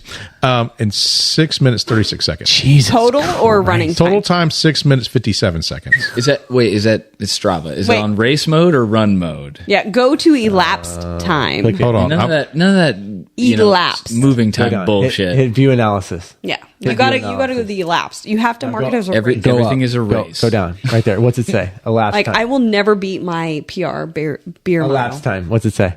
Elapsed time. I still beat. Oh, me. 8:37. Okay. That's okay. still that's freaking really fast. fucking That's fast. like a minute under my PR beer miles. 8:37, and my and beer that's mile drinking murdered. Liquid Four. Death. Liquid, God well, he damn. drank Four. Liquid Death. Yeah, but Liquid still, Death. yeah. Oh, that's worse. That's, That's worse 'cause 16 it's so ounces. it's carbonated. Yeah. Wow. LaCroix is so much better than beer because beer is a little bit more gravity, Yeah. But easier to drink. But I mean, I like my thought was I was just like we're out here acting like we're fucking experts at fucking beer. And I love there's like National Beer, Yeah. Beer Mile podcast, and now we're like going deep into the beer mile, even though you did fucking Western States. I'm like excited about this fucking beer And mile. I'm not gonna lie, that was the most fun mile I did. That week. So, Hey, I got to watch you on TV, man. oh well, thank That you. was so awesome. I watch you on my TV. We at watched home. you on TV. It was fucking amazing watching You were on my TV. Yes, in my I was like, home. oh, that's Craig. I know him. If you watch the entire feed, you'd seen me on there too. oh, I didn't see Yeah, you. my, Where my, were you? yeah, myself and Greg were both on the live Oh, feed several Oh, times. I'll have to too. go back and look at. Yeah. Yeah. Me too. I'm gonna do I'm that. gonna go do Save that. some video. I'm also on the highlights for the Hoka weekend where Oh. you see me pounding my first beer when I'm going through it. I'll have to look at that too. Fuck yeah, that's cool. Just like, hi, like, hey family, here's me on the highlight reel. Let's go. I should shame myself here. We have a podcast and we talk about running with running people all the time, and Yeah. I have no idea who is who in the running ultra world. So- and so I was surrounded out there by freaking amazing superstar athletes, and I had no idea who they were. Well, and I, especially after that beer mile, I got to pick the brain of AJW, who's Andrew I Jones. spent some time AJ, in yeah, the medical AJW. tent with AJW, and like I didn't even Andy Jones Wilkins. He's I had no he's idea. Finished second in Western States and then done it 10 times. Wow. All under sub 24. I spent the crazy. weekend around these people. I had no idea who they were. So, I just- so yeah, like I like, of course I was 4 beers in. So I just was like, I'm going to grill you on this podcast that you did about like your like pacing strategy. And I'm like, why did you say this and not this? And like, but he was super cool, super receptive, was just willing to answer any questions that you had. And it was like, I mean, to be fair, he probably had a good assessment of me. He's like, how many races have you done at altitude? That's so And funny. I'm like, no, I'm going to go for sub 24. He's like, how many of these have you done? So they had a shakedown run, and now we're just at basically. Okay, by the way, for everybody, Joe says shakedown. Most everybody says shakeout. I call it a shakedown run. But it's funny when Joe says shakedown. I have a shakedown run. Shake down, motherfucker. Shakedown. Shake down, So break down. and it's only 4 miles, but we're at whatever elevation everything there is at. I mean, we're at the lowest elevation that I'm going to be at all week, and it's 6,000 feet.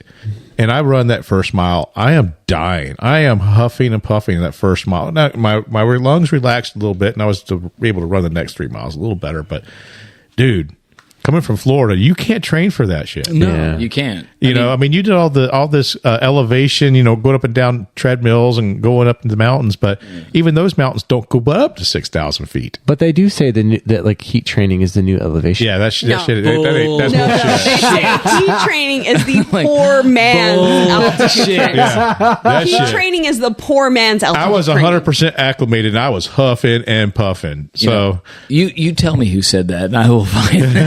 No, here's the thing. If you want to get the acclimation, you can go to your doctor and get a pill that Yes. increases A your red pill? blood cell. Yeah. Is it I know a little somebody- blue pill? no, they use it. Right. They use it for elevation sickness. Yeah. So it's something you can do to increase your red blood cell count. But And it's some also people- it might also be anti-doping. It could be, yes. I mean, listen, they are. I may or may not know somebody from Florida who used it for Uray 100. So Western states, they've gotten Which real has- serious about their anti-doping, Yeah. and Yes. they're out there drug testing and stuff Well, too now. they've always had very high anti-doping stuff because they essentially barred Lance Armstrong from competing. Yeah. So yeah, because if you've ever had a Has hit, Lance Armstrong ran an ultramarathon before? he was going to get into it. Oh. Yeah, He should stick to biking. Well, no. So he kind of wanted to get into ultra running. Yeah. And so if you've ever had any doping hit on a race, you cannot do Western States. Yeah. So That's wild. That has So- nothing to do with Craig. He's just looking at me like, what the fuck are you Sponsored talking by about? Squirrel's Nut Butter. I just thought it was Singular. Sponsored by Squirrels. Squirrel butt nutter. so let's kind of get into Western States race. I mean, so I got a chance to walk up the escarpment twice, which is the very beginning of the race. It's the first 3 miles, and you run about 2,000 feet of elevation. So tell us about how your race day went. Your first, starting off there. Well, I mean, realistically, coming from Florida, I did not have any. As I got closer to the race, I realized, okay, you're not running up this thing. The pros don't run up this thing. It's 2,800 feet of climb in less than 3 months, or less than 4 miles. Literally, the Right. front of the pack was moving up that mountain when I saw them when we stopped, almost the exact same speed as the back of the pack. Wow. Yeah. Yeah. And that's you can watch that on the Western States live stream. Yeah. And you can see everybody. Everyone's hiking. Everybody's Yep. hiking it. Oh yeah, and Everybody. I mean, I knew that the uphills where I'm most deficient in my training. Like downhill, with working with Tanya, downhill I was confident. Yeah. And this race is net downhill, so I was like, focus on that. Don't focus on the uphill Yeah. so much because there's no it didn't make sense to 2 or 3 months out from the race to be okay, drastically change your Yeah, of course. Yeah. So I knew people were passing me.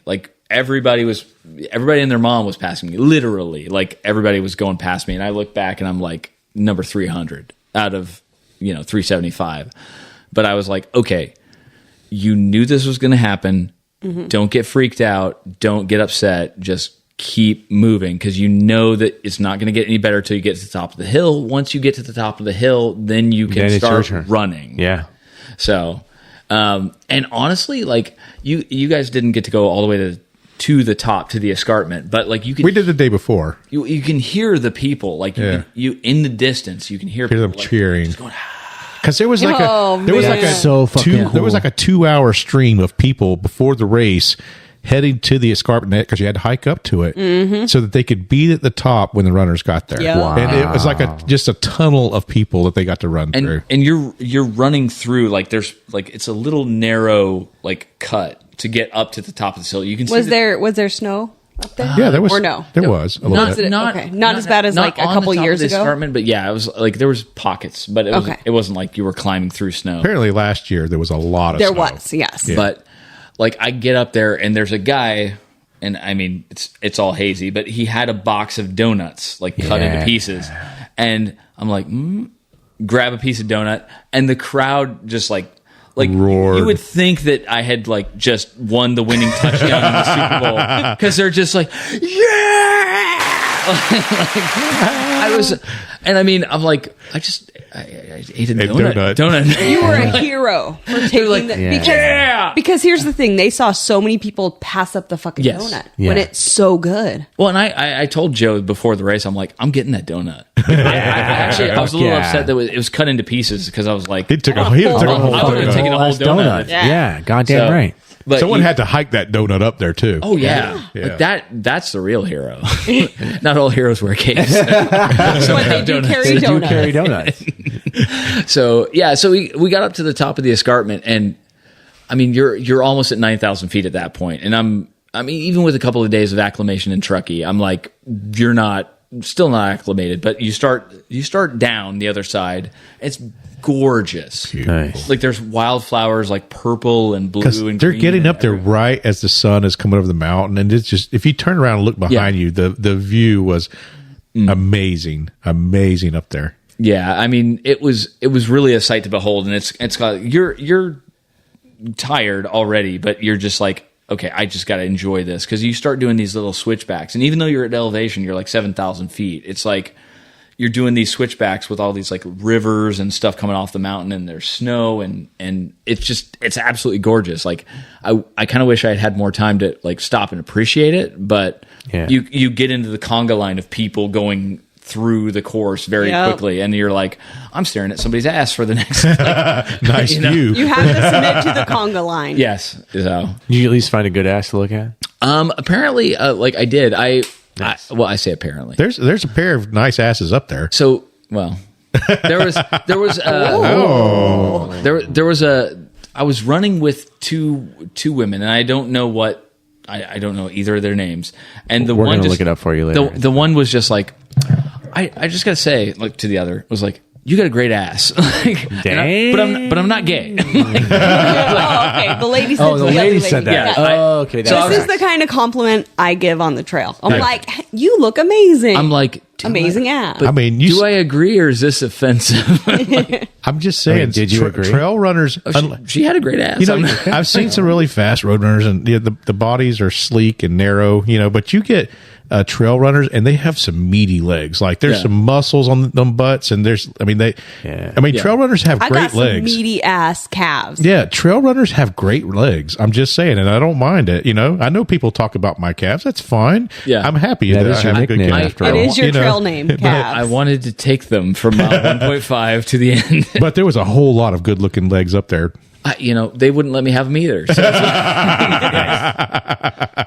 I'm thinking about getting some Barbie legs. When people ask me for new legs at the aid station, just hand them out. I've thought about that, like a little Barbie really leg. fucking funny. that I'd take them. You just like, you roll up to an aid station and you see a little basket that has a full bunch of of Barbie fucking legs in it, and like, new legs. So like, then you're like, what do you need? And when somebody says new legs. you're I like, got oh, you. right over here. Here you go. Well, I mean, to be fair, it's like, you make the joke, and everybody says like, how do you even run 100 miles? I don't want to drive that far. It's like drive that far. ultra runners. The answer is like, what do you need? New legs. Yeah, So, it's happening. This race, though, and you had quite a few aid stations. Well, I'm not saying quite a few. You had a few aid stations to go through, but every time you got to an top of the escarpment or aid station, I mean, these runners were freaking superheroes. Yeah. I mean, they're the people out there cheering and the atmosphere. Unreal. I mean, it's hard to describe the atmosphere of this race without. I mean, you just have to go experience it. I mean, yeah. Western States is like. Does it have the hype that it deserves? It's have any of you been to the Grand Canyon? No. Yes. Okay. I've not. So Shae might know this. Like, it's the difference between seeing a picture of the Oh my Grand God. Canyon and standing on the edge of the Grand Canyon. Yes. There is so a I big had difference. for the last several years, until just like literally last week, a canvas print of the Grand Canyon. Gorgeous. Being to the Grand Canyon and standing over one of those glass things and looking at the Grand Canyon, it's nothing. Yeah, because people tell you You cannot take in the scope. it's this deep, it's this wide. It's like until you're standing there on the edge of it and you go, oh, that's the way I felt when I was hiking in Zion. Yeah. The mountains, the cliffs that went 3,000 feet up. It's just the grand. I came to Florida once. I saw some trees. I saw an was alligator. It was great. yeah. I mean, you can use like a lot of the Billy Yang videos and everybody to prepare, but until you're actually like, and this was the thing I got towards the end of the training cycle, as I'm like, I'm tired of looking at other people's memories. Yeah. I want to see. I want my memories. Yeah. So like what's you up. get to the point where you're just like, I want to make my memory, whether it's good or bad, doesn't matter. It's like it's my Western States memory, not That's what's up. so. Not this video. So not this video. that- I'm like I'm not this tired. race report. Yeah. So it's like Good for you, man. So- That's so great. That's a Yeah. really That's cool a take. I great way really of like thinking that about take. that. yeah. And I mean, and I really did feel like it's like looking at the Grand Canyon. You don't. I mean, you can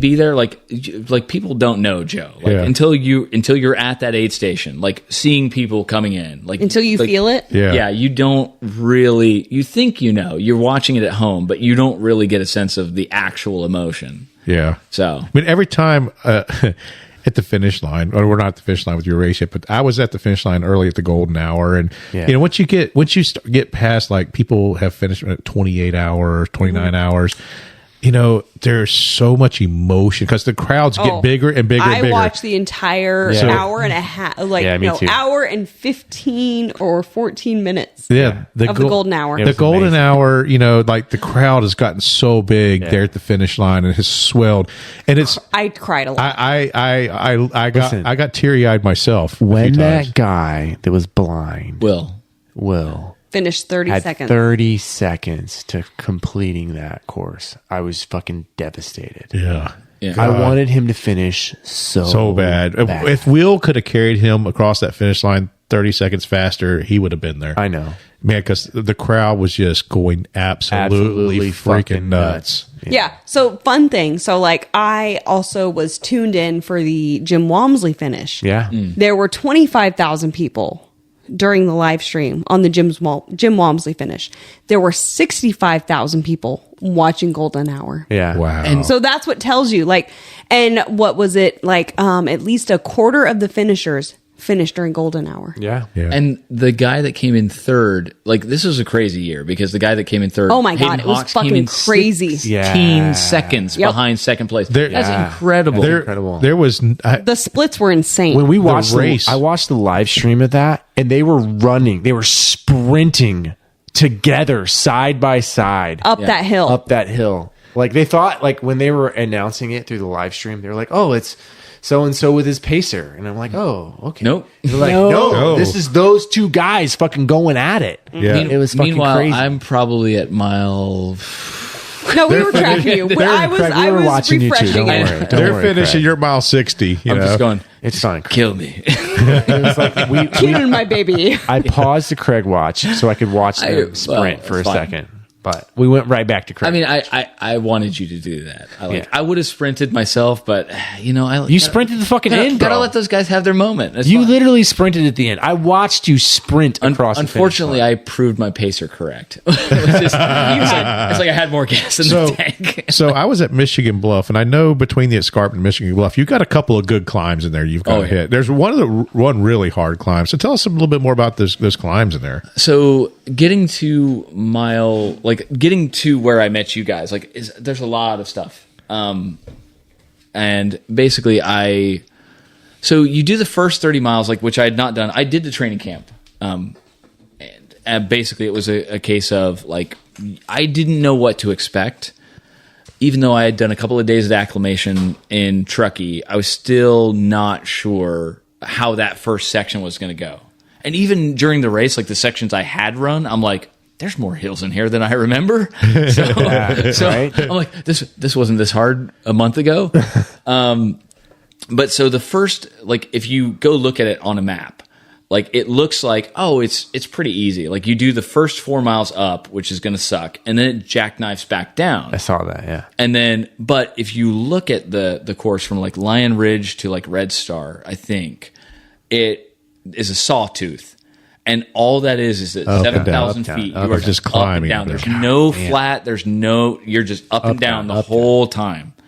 So one thing I hadn't accounted for was the fact that when you have less oxygen, you cramp up. Yeah. Yeah. A lot. Because I was at mile 12, I was starting to cramp and going what is going on? Because I was not prepared for that. I didn't plan for it. You're having calf cramps or what? My quads. Quads. Oh, okay. So I was like, this is the one muscle that I didn't expect to cramp, Yeah. and it's cramping immediately. It's a big muscle. So, So yeah. yeah. So So it was a case of like, okay, back off your pace. You need to be conservative, like, and just get through this section. You know that you're at altitude. I kind of figured out, but I couldn't Google it because I was like, Siri, what does altitude affect cramping? I didn't know that, but I had a suspicion, and I found out later. Yes, it's correct. Of course. Yeah, so you don't have as much oxygen.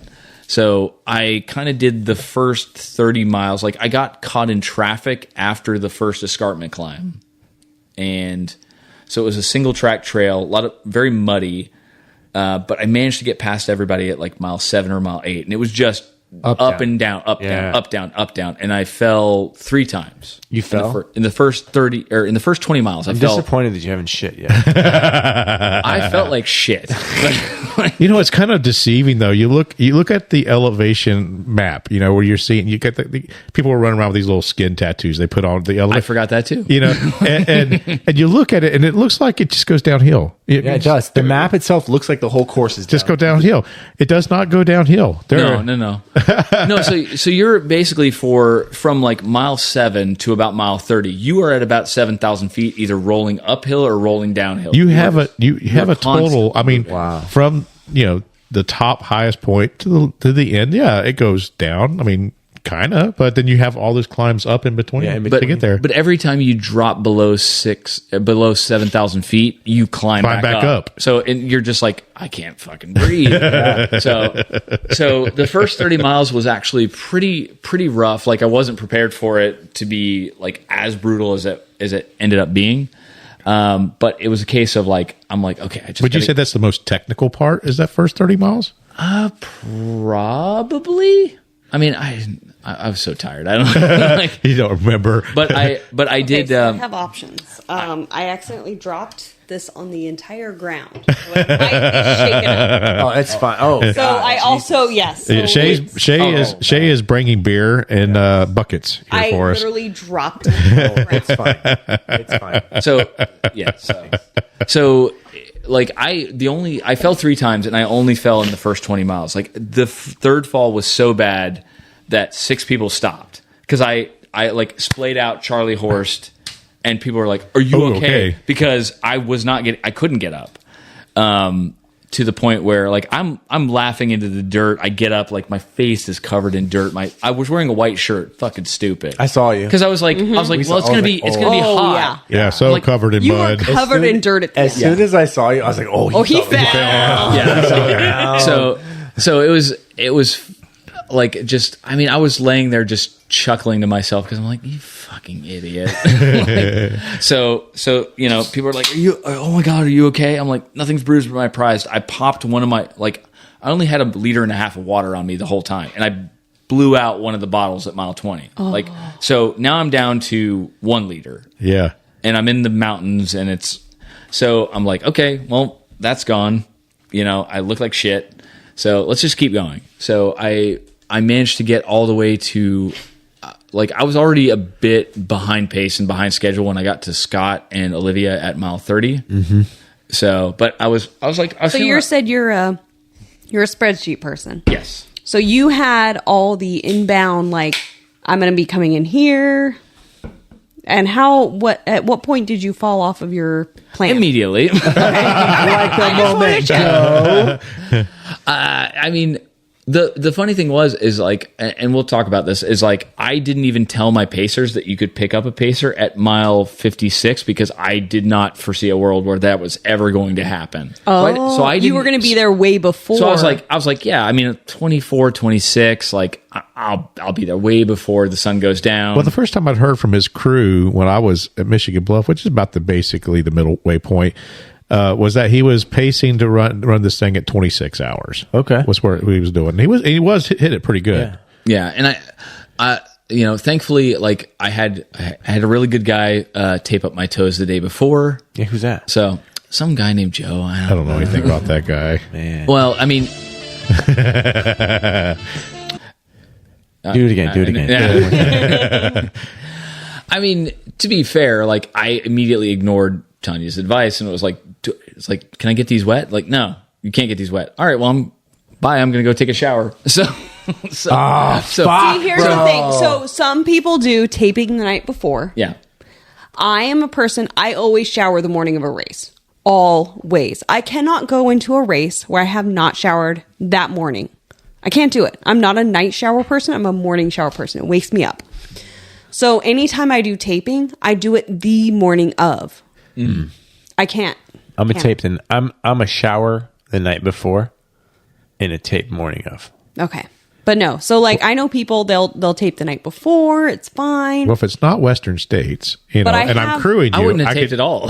You know, Yeah, that's probably true. But no, it was and frankly, you did a good job. The only problem was I was like, should I get these wet? And it went, no, don't get these wet. Don't get them wet. Okay, so the first thing I did was took a shower and fucking stand. Was it KT or Luco? KT. It was KT. Okay. So I've showered. So on one of my feet, I had my same Luco tape from the beginning on Ball State on day 7. Yeah. Same Luco tape on one foot. I had to retape the other one. So, I took 2 showers. So hindsight, looking back on my tape job, you know, critiquing myself, I probably would have on the top of the toe given a little more tape, you know, to hold on, give it a little more glue. But I think what happened was like because Tanya asked you to reapply it, and I think did you like I don't think you reapplied the Mastisol, so I think it was just like oh, pull this off, put that thing back on, and it just didn't. Yeah. It just didn't take. But the one that you did the first time, like that stayed on for 80 freaking miles. Yeah. Like, Nice. Yeah. like that was the one that I needed to stay on, and that was the one that absolutely stayed on. So I'm just like, So no blisters. No blisters? no- Nice. Fuck yeah, no, dude. no blisters. 100 miles, no blisters. blisters. All my toenails. What about chafing? Do you have any chafing? Did you put your balls in a bag of lube? No. All right. How was the chafing? Not, well, I mean, I did. Can we see? That's a difference. Oh, Jesus. Turn his mic off. Turn his fucking mic Yeah. off. God Restrictive damn. Joe. No. But I like there. I mean, my cheeks got chafed. I'm gonna just Oh, yeah. You got booty Yeah. chafe. Okay. Yeah. That happens. so. But no, like everything worked out relatively okay. What lube did you use? Well, I did salty britches on the feet, and Okay, do you like? I've never really used salty britches, but I've heard things about it. So tell me, you like. Well, the thing is, you need to make sure that if you apply it or somebody else is applying it, you either need to be able to clean your hands or they need to be wearing gloves because Really? that shit does not come off. Like no shit. it's thicker. thick. It's thicker than squirrels. It's thicker than trail toes. Like Really? it's like well, not viscous. Viscous. What word am I using? I don't know. here? It's thick. It's thick. A thick With with, two 2 C's. C's. Yeah. Nice. So So I've been since we did the Brian episode, I've been searching, trying to find where I can get the 2 Skin. the lube. 2 Skin lube? The 2 Skin lube. Not the 4 Skin lube? I talked to my friend Riley. She lives in Canada. Brian said he orders from Canada for it. Yeah. Can't She get it. said she can't get it. So I'm Hey, still, I wonder if our friend Andrew can get us some over in the Oh, UK. yeah. Maybe in the okay, Canadian. we need to reach out to Andrew, see if he can get us the 2 Skin. 2 I want to Skin. do the 2 Skin and the salty britches. So And see which is Good better. comparison. yeah, a 2 Skin salty britches. Which one trail tastes better? Probably the 2 skin. Probably 2 Skin. And while we're at it, let's just order the 4 depends on what you're into. I mean, Yeah. So anyway, so salty britches. It was on my feet, So not that's the anywhere feet. else. What about the other What'd you do in the- lube? like the What's your beehole? other lube? It was squirrels. It was squirrels in the beehole. Squirrels. Yeah. You use squirrels in the beehole, bro? I didn't. He didn't. I didn't lube the He didn't beehole. beehole lube, which is probably why That's it's why a you had some beehole chafe. chafing. Yeah, it was fine. Was it cheek or beehole? Cheeks. Cheeks. Okay. That's different. Yeah. That's different. That's a whole different. it's That's a fine. different problem altogether. I don't. Because when you Shit, lube the like- beehole, you kind of got to get Like up in that's- there. Yeah, like yeah, no, Yeah. like That's why the you, thing, why is are we doing the whole when finger you, thing? When you around? say like, oh, is it your booty hole chafing? I'm like, does it do that? that does, It does. Yeah, it does. Apparently yes. That's not been my problem. Well, Yeah, that's the thing. so like I do get an issue if I'm pooping a lot. Yeah, I do too. So get I that think my issue. problem we is go. just like my food during Yeah. the run.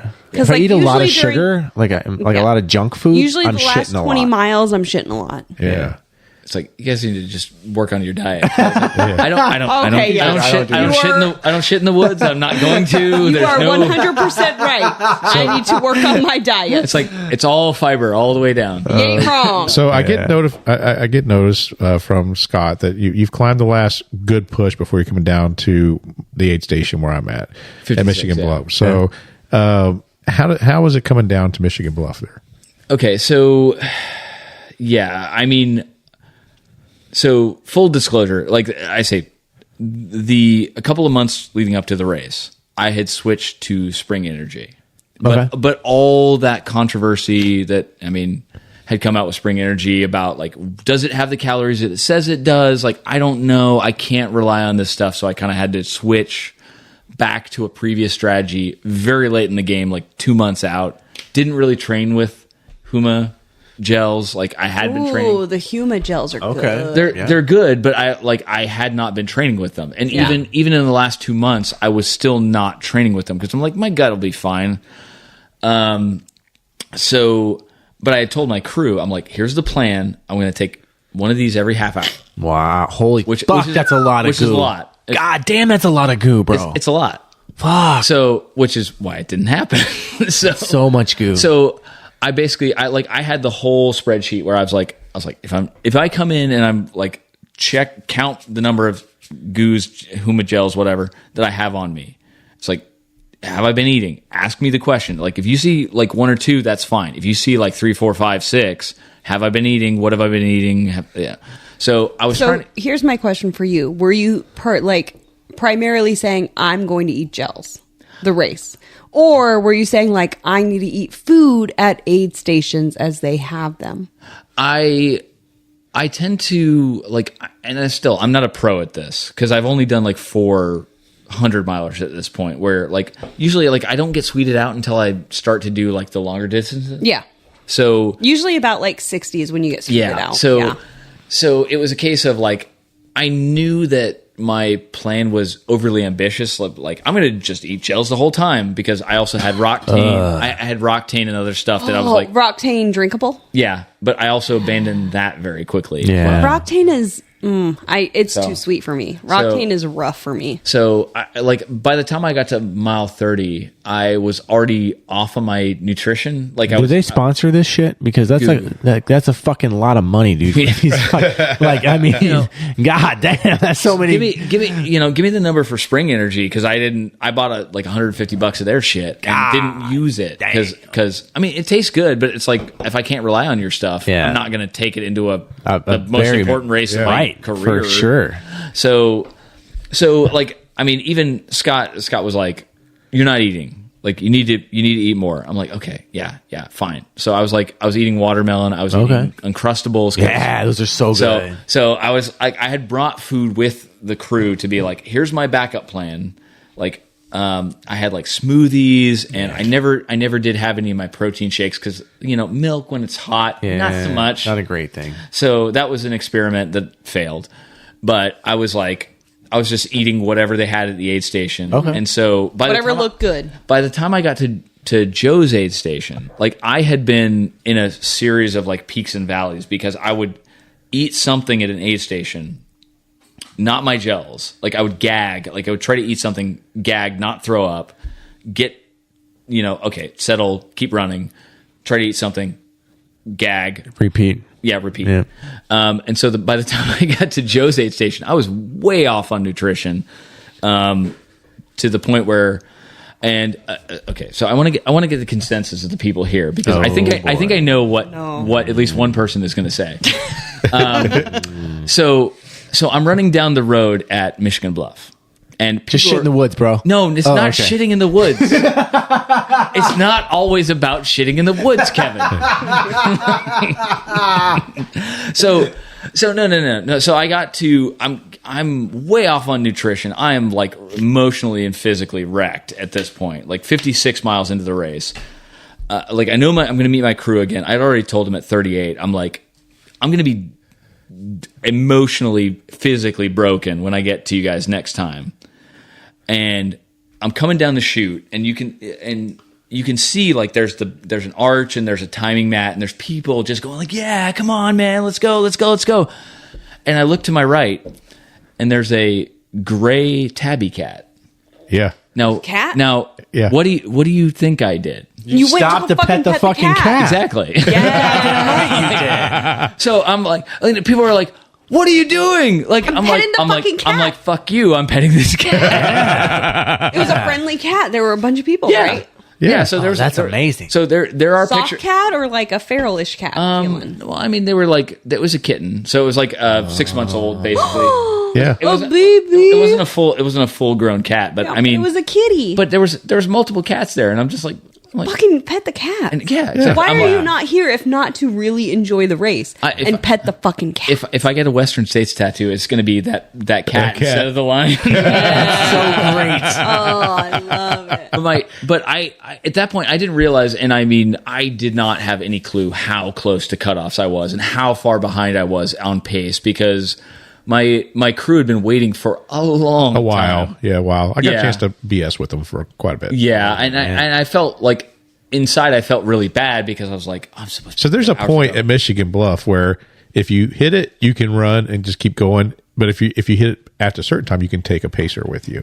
Mm-hmm. So he came into that point where he could grab a pacer. Yeah. Oh, okay. And I didn't tell my pacer that wasn't even an option, because I didn't think you didn't that think was. you were going to have that option. No, I was like, You're like, I'm going to I'm be running too fast. this. Yeah. Yeah.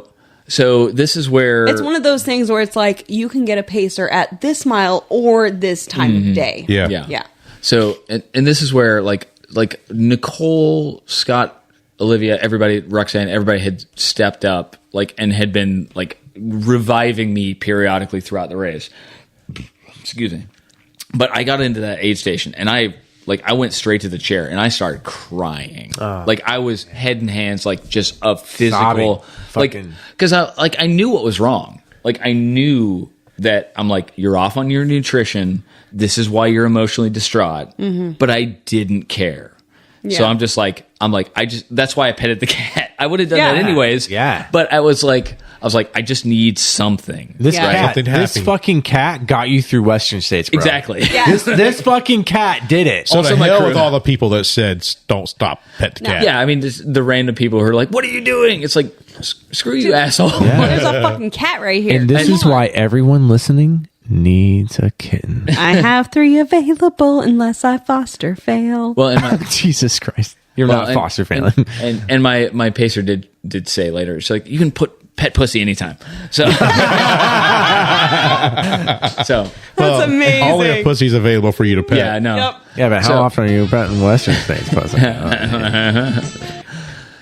What is the Mile High Club? Siri, the elevation Siri, what is the here? Mile High Club? So what it's called when you have sex during a race? Summiting. I figured that out from the Brian and talking to Melanie. So you pick up Loveland at this point, and she's your pacer. And Yes. she wasn't exactly prepared to run 30 miles with you, but she did. No, she absolutely she picked up my friend Nicole's vest, Yep. because there was no plan. There was nowhere on the spreadsheet plan A, B, C. Well, and, there was also this little piece there that people might not have known, but not far away, there was a fire that started down by the river. And it was about a 5-acre fire when it started. They started bringing planes or helicopters to bring in water on this fire. I think it grew to about 15 acres. Wow. And there was some question for a while, at the Green Gate, where they would not let any pacers or crew go in to that area where some people were going to pick up pacers there. which was the plan. Yeah, so you had to So pick. that was completely different from normal. Yeah, so they had to adjust fire on where you could get your pacer and crew in at too, because of this fire that affected the race. Yeah, and that was when we left Michigan Bluff, there was no guarantee. I think they by then had kind of gotten the fire under control, and Yeah. it was pretty sure it was going to be. But I mean, I didn't know that, and I'm like, don't tell me. I don't want to know. Yeah. It's like if you got to meet me at Rucky Chucky or somewhere else, I don't care. No, Don't tell my me. only job is run. Yeah. Yeah.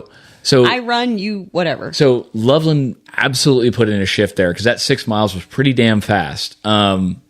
She got me to Forest Hill, which was the big aid station stop where I was like, okay, we're going to do. We did the shoe and sock change at mile 55 because I was like I was behind schedule. I'm like, let's just go ahead and do this. So tell me about the Forest Hill. I mean, because there's a high energy spot there too. Because you're out there on the road. That's one of those very well known aid stations when you're thinking Western States. It was, I mean, I was still kind of had a bit of tunnel vision when I got there, because I was still I was trying to revive myself from mile 56. Yeah. But it was really high energy. I ran into there was a guy, Vince, who was running the race, who's out of Washington, who's friends with Andy Barrett, and some other people that we know. So I was like, oh, like I saw this. I'm like, I saw this guy.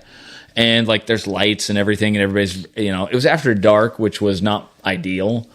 But like that 5 or 6 mile section coming into Forest Hill was very runnable. Like I was able to get some energy back. Like I knew I had to stop and change gear and stuff like that. But the vibe coming into that aid station was like, it was a party atmosphere.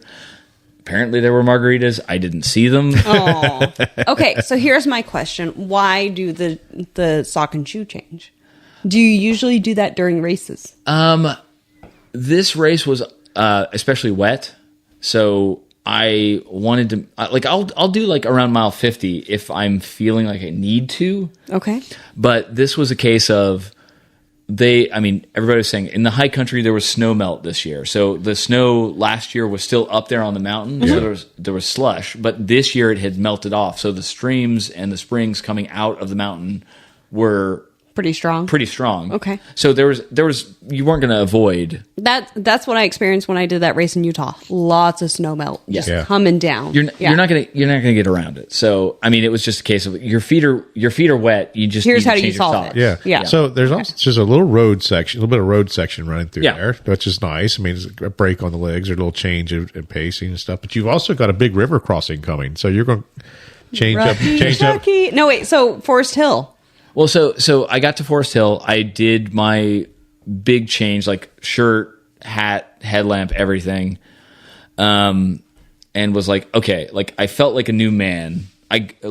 Loveland literally fed me like a toddler. Yeah, that's what's up. So it's like when I put in my crew and pacing book, at some point I will become a non-compliant toddler. Yes, that's what it is. So I don't want to do this. Well, fuck you. Let me get your foot in this fucking shoe. So yeah, you're so mean. They didn't even have spoons, so they had tongue depressors. So she had a tongue depressor full of rice. I was like, "You're gonna eat this." Okay, you ate that one. Now have another one. That's I'm like, so good. Tongue depressor full of rice. So yeah, good. it was like, And if Loveland listens in on this, by the way, Loveland, the cat's out the bags. Literally, we now know that you're quite the cook. So nice. Not only can she feed you, but she can cook and feed you. Loveland, come on the show. Oh yeah, like absolutely. The night before the race, like fantastic dinner. So, but I mean, MVP of the race so far, because she ended up. I was gonna put her in for like 20-ish miles, and she ended up doing 30. Yeah. And she cooked me dinner, and she like kicked the fuck out of me. And she spoon fed you. Yeah, I mean, so we did that section out of like she got me alive to Forest Hill. So I was like, I did the quick change, sat there, like they force fed me food, tried to get me back to thing, and it's like, okay, there's about 20 miles of Scott Hoover. So Scott's a little bit more was a little bit more easy about the pace. Like he didn't baby me, but he was also like, we'll just go. Like if you want to go, let's go. If you don't want to go, let's not worry about it. So we did a good pace through that section. Cause I had told him, I was like, there's a couple of climbs in here that suck ass. Yeah. Like there was one where, and I told him, I'm like, we're going to hear the river. And I'm guessing you did this during the training run. Yeah. Okay. Yeah. So I was like, you're going to hear the river, and it's going to sound like, oh, we're almost there. We're like right near the river. And then it's like, yeah, turn right and go up this hill and go up another hill and up another hill. So that's kind of like a mental thing that is good to have. So that section I was fully prepared for. And I told Scott, I was just like, this is going to suck. There's no ifs, ands, or buts about it. Like this is a dirt, sandy road. The hill is like a fucking 15, 20 degree angle. You just got to get up it. Like it's not fun. Yeah, that fucking sucks. But he kept me busy. He kept my mind off of it. It was just like, we were just talking and just going, like, he kept me eating. Nice. Cause I was way off on nutrition at this point. It's like have an Oreo. Okay. Don't want anything sweet. All right. Have a quesadilla. You don't want anything. Like we ended up eating like a bunch of like really good tater tots at like at like Peachstone aid station. So Like soggy ass fucking wet tater tots. No. These tater tots were crisp. Oh, they have an air fryer. The air out fryer, there? like they were seasoned and they were yeah. delicious. And I'm just like, I don't want to leave this station. That's amazing. So I mean, Scott put in a good shift, and honestly got me to we got all the way to Rucky Chucky River Crossing, which is, and I had been told like there was a guy that said like if you can keep calories in your system when you get to that river crossing, dunk yourself because it'll kickstart your energy, like you'll pop up, you'll want to do it's like cold plunging, you know. Yeah.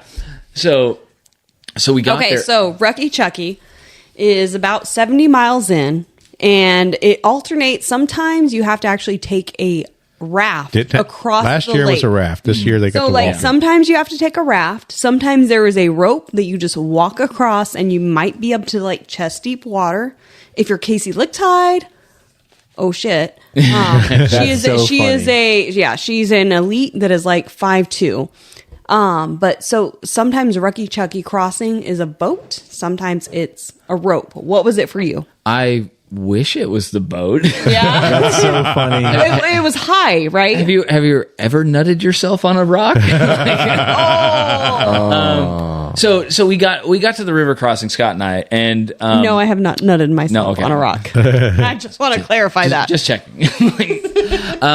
So we got there right at the time that Gordy Ainsley was there. And Yeah. For those of you who don't know, Gordy is the originator of the Western States 100. Yeah. He's the first guy that did it. Yeah. And I'm just like, fuck, man. Like, how did you do this in 24 hours? Like, I was like, how? I have no idea how you did this with no crew, and there was no rope people ferrying you across Yeah. the No river. aid stations Nothing. where No people aid are stations. massaging your back. And he's just like, well, there was a couple of years there where I felt like I could fly. Not so much these days. That's so fucking funny. That's great. So I'm like, thanks for the advice. But I mean, Advice. I'm like, but yeah, he was like, we stopped and took a couple pictures with him, and it was like that was a point where I was like, that was a high point for the race. Hell yeah. And so I'm like, all right, let's get across this fucking river, and Let's fucking go. yeah. And I was starting to think about like, okay, Is mile 80? this was No, mile 70? 70. So did your pacer cross with you? So yeah, so Scott crossed with me. Oh, lucky him. Because I made the executive decision not to have a pacer start at Rucky Chucky, Yep. just because I didn't want them to start with wet feet. Yeah. Which was a bummer. It's good. Because like the Rucky Chucky, the Green Gate aid station is harder to get to, but I was like, I don't want Loveland to start her pacing with wet feet. Yeah. So I was like, no, you're going to cross the river. You'll go up the river with me. We'll meet at mile 80 and we'll go. So Scott was like, he didn't enjoy it as much as neither of us enjoyed it. I don't think there was video of it. I'm sure the footage will, like when the camera, like the pictures come out, I'll be like, fuck this. I hate this. Like, so, cause it's like, it's really technical. You're at night. You can't see the rocks. Like, Is it cold? It wasn't that But bad. they do have people on safety every about 5 feet along the way on the rope to kind of help you along the way. Yeah, and I mean, and joking aside, so Joe and I have a bet sort of going about who's gonna fall or shit in the woods. Oh, And we've talked I was- about this a few and times. I was like, I don't know if I told this to Scott out loud or I was fever dreaming this, but I'm like, I might just shit when I'm crossing this river. Just leave a Babe Ruth in the water. But there was too many people. So, Yeah. so What are you, Just let what a are you little Babe What are Ruth you fly doing up. right there? Nothing. It's like the little my kid. legs are cramping. It's like the You toddler. look away. The toddler that's standing in the corner and he's like, "What are you doing?" Looks at you. Nothing. Nothing. Nothing. And you know goddamn well You that can just kid's see shitting you can his see the pants. vein popping out of his forehead. But yeah, I mean, we got to Green Gate after that river dunk, and the old guy was absolutely correct because I was like, let's fucking go. Yeah! I was just like, Fuck yeah. I was like, I put in about 2 or 3 really good miles when I picked up Loveland. At that point, I went.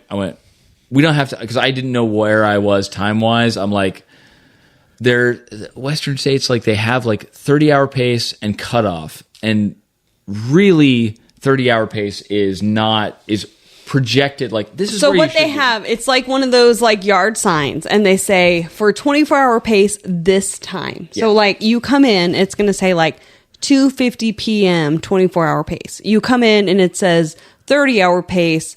Like what? Like 4:50 Yeah, and then p.m., whatever. and And, then they have those at all the aid stations. Yeah, and we have a book that we got, and it'll give you a listing of what that time is, and it gives you a final last call kind of cutoff time also. So Yeah. here's your 24-hour, here's your 30-hour, here's your final cutoff hour, yeah. and then it kind of the gap closes as you get And closer when you're to get cut off, closer and you closer. get your wristband Yeah. cut off. yeah. So And so and then apparently that fucked with your mind. well, because I like there was an old man early in the race that was like, "You're only 10 minutes ahead of 30-hour cutoff," and I'm like, oh, like what? Like the sun's still up. Like it's very early in the race, and I didn't understand the difference between the cutoff and the 30-hour pace.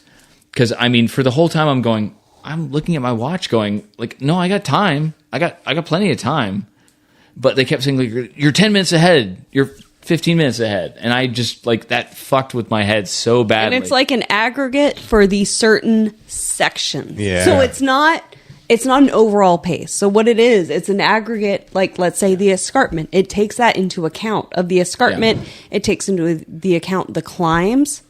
So yes, it would definitely fuck with your head because you're like, Yeah, I can well, see but that. this doesn't make sense. This race is 52 years old. Yeah, it is. No, 51 years old. So they know about what time it you got to takes. be to eat Yeah. each place. Mm-hmm. Yeah, and I never thought I would be riding cutoff, so I was super confused because I never looked at what each of them meant. Right. So But you weren't really riding the cutoff. no, I wasn't. Never. You had a that's good the thing. Is like cushion. So what was your finish time?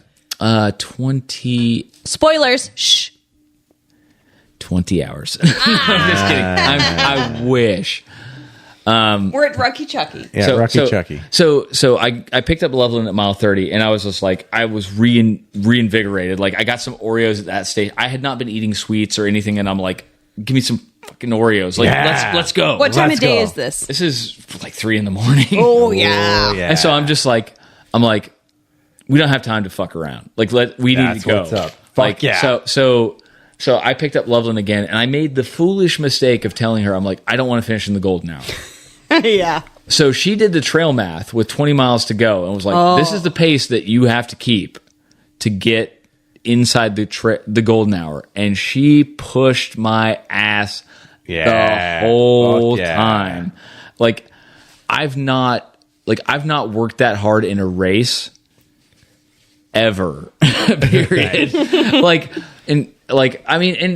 Credit on her because she's like, I know you're hurting right now. Like it's just around this next corner. Like I know, but keep fucking going. Yeah, right? but it's like, but yeah, she was just like, well, the funny thing about that is that because I was like, I just said it offhand. I'm like, I really don't want to finish in the golden hour. Like, I don't want to be on the highlight reel for the people That's that- so the golden funny. hour is the best hour. So, but I didn't want to be. I was so convinced I was going to be like 24, 25, 26. Yeah. And I'm like, I don't want to be in the golden He hour. wanted that silver buckle. Yeah. Oh, I wanted Yeah. it bad. yeah. So, but she's like, no, you'll thank me later. And I'm like, no, I'm serious. I don't really care that much. Like, please just let me walk. I don't fucking care. Oh, because It's yeah, like when you have these goals, you're like, I was lying about the goals. I just don't kidding. have those goals. JK. well, and the thing is that in my elaborate spreadsheet, like it says, I don't care about any of these goals if I finish in 29:59, 59. Yes. As long as I'm having fun. I did not finish in 29:59, 59. Did you have fun? And I was not having fun. Hey, if you're not smiling, you're doing it wrong, right? Yeah. Well, because it's like there was a couple of times where she, like towards the end of the race, where she's like, "Smile." There's a camera crew up there. I'm like, I don't fucking care. I'm like, kill me now. Yes. That's great. It's like, yeah, you'll get there someday. Don't worry. It's coming. Oh, So- it's coming, guys. I can't wait to It's crew coming for your so first soon. I wish I could be there for your first 100, so I could Are be you like, not going to the ha long haul? ha. No, I'll Well, be there for the long haul, but not for Not for Not for Tampa. Tampa. Where are you gonna be for Tampa? Well, I'm going to be in New York. Oh, fuck. We've talked about this. Yeah, Yes. yes. Okay, we'll get there. Yeah. So Yeah. So the last 20 miles, like Loveland put in a shift, and God bless her So because she ran 50 miles All in this right, course? She ran 30 miles. 30. Oh, okay. So, And- like, Loveland, Good job, Loveland. fucking shout out. And Yeah. and she did all the foot care. Like, I mean, Nicole helped a ton. Like, everybody on the crew helped a bunch, but like Loveland put in way put in more the work than she was ever signed up to do. Yeah, of course. Because I was like, don't work too hard, don't push, because you're going to be up late. I don't want you to, like, you're the last pacer. But she ended up here's the thing, like, I'm also a person who'd be like, I'm putting it all in, right? Yeah. And she's that person, and we love those people. We are all those people, right? Yeah, and I mean, like, absolutely, like a not a last minute addition to the team, but the like absolutely, like, I would not have. I texted her after the race, and I'm like, I appreciate everything that you did. You were amazing. Let's never do this again. That's so funny. Until, like, so now so when I did the Tampa 100 last year, I gave Kevin and Susan a little coupon, Certificate. a little certificate that said, good for one crewing or pacing event. So I now owe- you know her. You owe her. I will say this into a microphone. high heavens. Loveland, Nicole, I owe you. I owe you whatever. To like, the high heavens. Like, you want a kidney? I mean, I kind of need those. Well, you only need one, bro. You only need one kidney. But I like having two. It's like nice to have the backup, huh? So, but no, she absolutely, like, from like mile 80 to 85, like we hauled ass, and we got, like, I started bonking again but we started picking off people, and I mean, I'm not a big subscriber to the whole, like, David, like, taking souls, motherfucker, you know. But I'm like, no, I don't want to take their souls. I just want to reinvigorate my own. Like, because I don't you care. see somebody and you're like, okay, let me get up on them, because it's not the taking souls part. It's like, there's a person up there. Let me catch up to them. Maybe I'll talk to them when I get there. Yeah. That's one of my always hopes, is when I come to a person, maybe we'll become friends. It doesn't happen. And like, I jockeyed. There was a couple of people I jockeyed with throughout the race, but like, there was Joanne. I don't know if her last name is Pastor Nick or not. She's the medical person at Peachstone Aid Station. Like, she had been doing this for years. Andy Pasternak. Yeah. I believe it's Cal 2 is what they call it. Okay. So we had met at the training camp. Sure, she and her husband, Andy, he's the medical director for the race. So every aid station, I just happened, because we were running similar paces. So he was there at every aid station. I'm like, how's she doing? She doing okay? And like, it got to the point where she was in the same pain cave that I was, where it's like, she's not eating.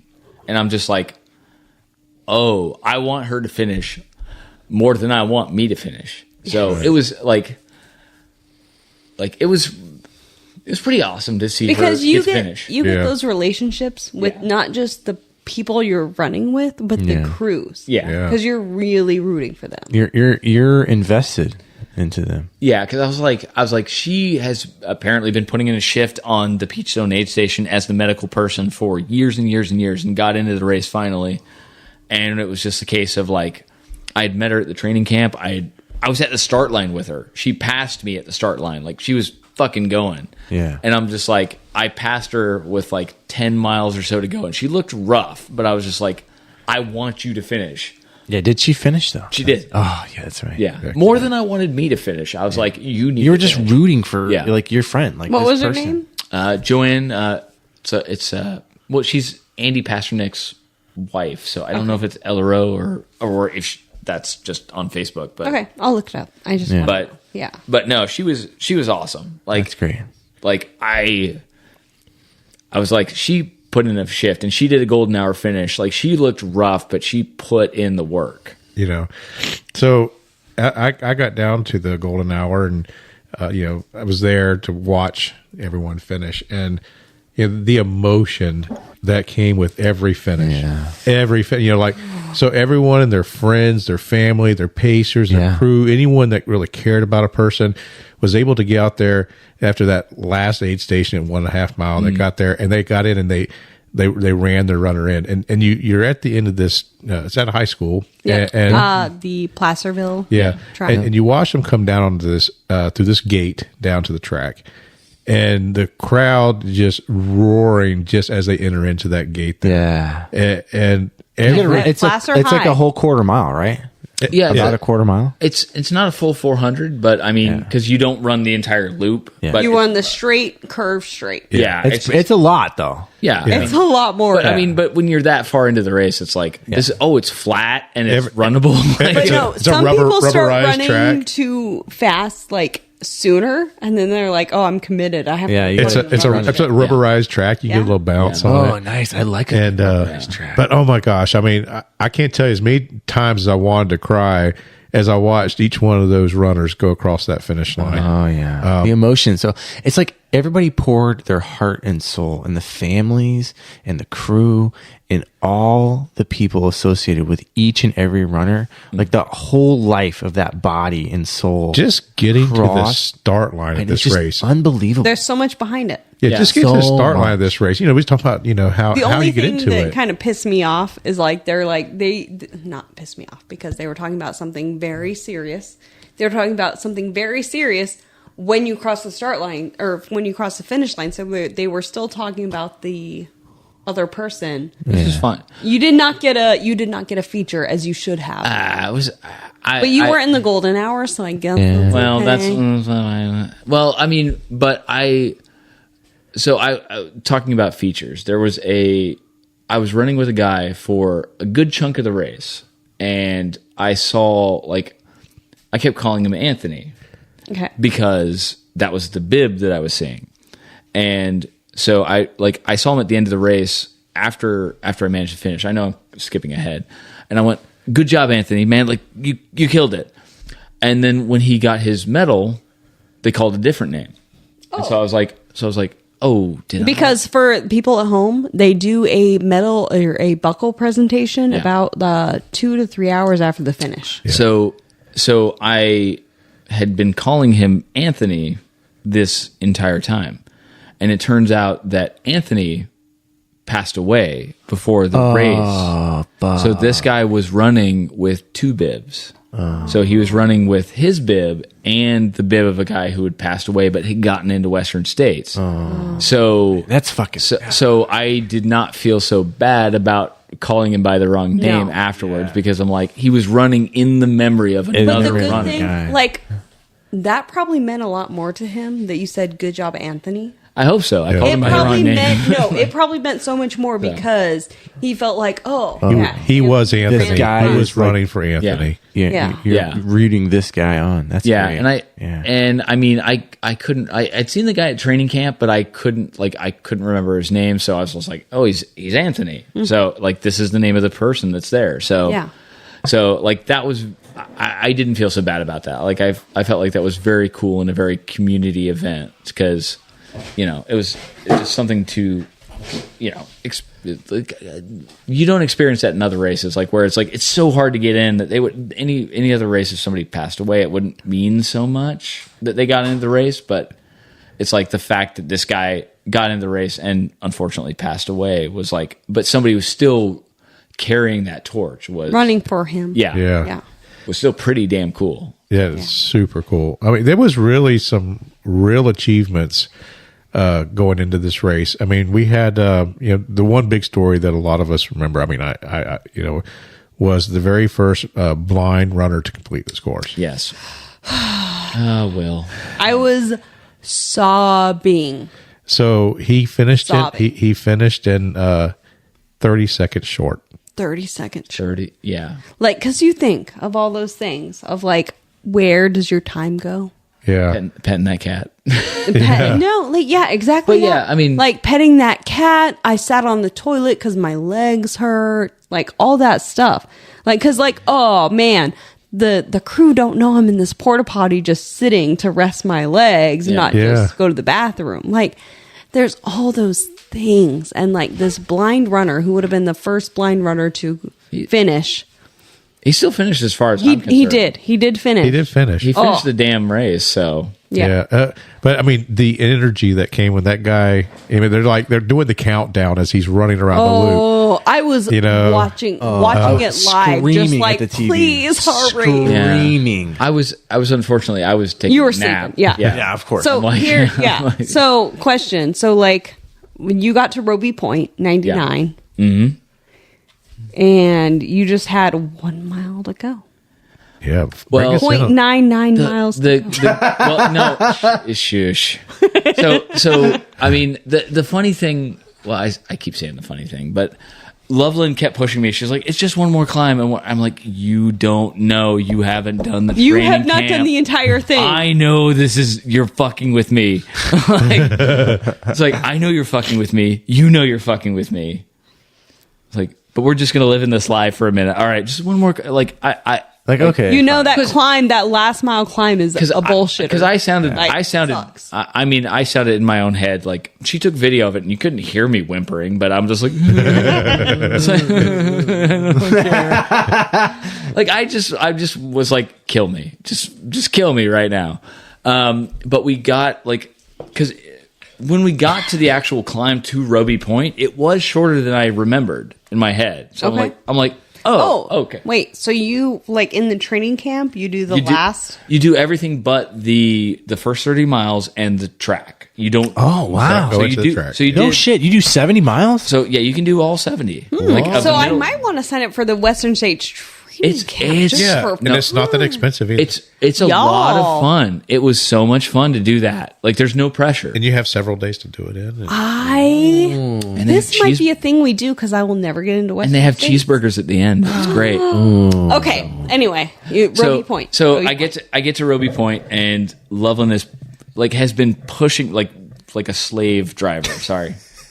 I told you one rule: don't touch One the mic rule. stand, and you're like massaging the I'm gonna mic keep stand. touching the mic. Yeah, you're gonna. No, so she had been pushing me really hard until that point, and then we got to Roby Point. It was clear that I was going to get in under 29 hours. So I was just like, we backed it off just a little bit, like because there was a beautiful meadow at mile 95 where there's American flags. Nice. And it's like the sun has come up behind you, and there's this this field of like not wheat, but like this auburn grass where you're running through. Don't fucking care, all right? I didn't give a shit. I'm like, fuck your photo. I want shoot me. I want to be done. That's so funny. So I mean, and Loveland's behind me going, smile, they're taking the photo. I'm like, fuck this. Yeah, That's great. That's the photo you want, honestly. So and I mean, I'm just kill me right now. So there's probably a couple of really good photos of me because also I'm so excited. so Can't we wait to see 'em. we also and I got to make Loveland's day because I was so slow.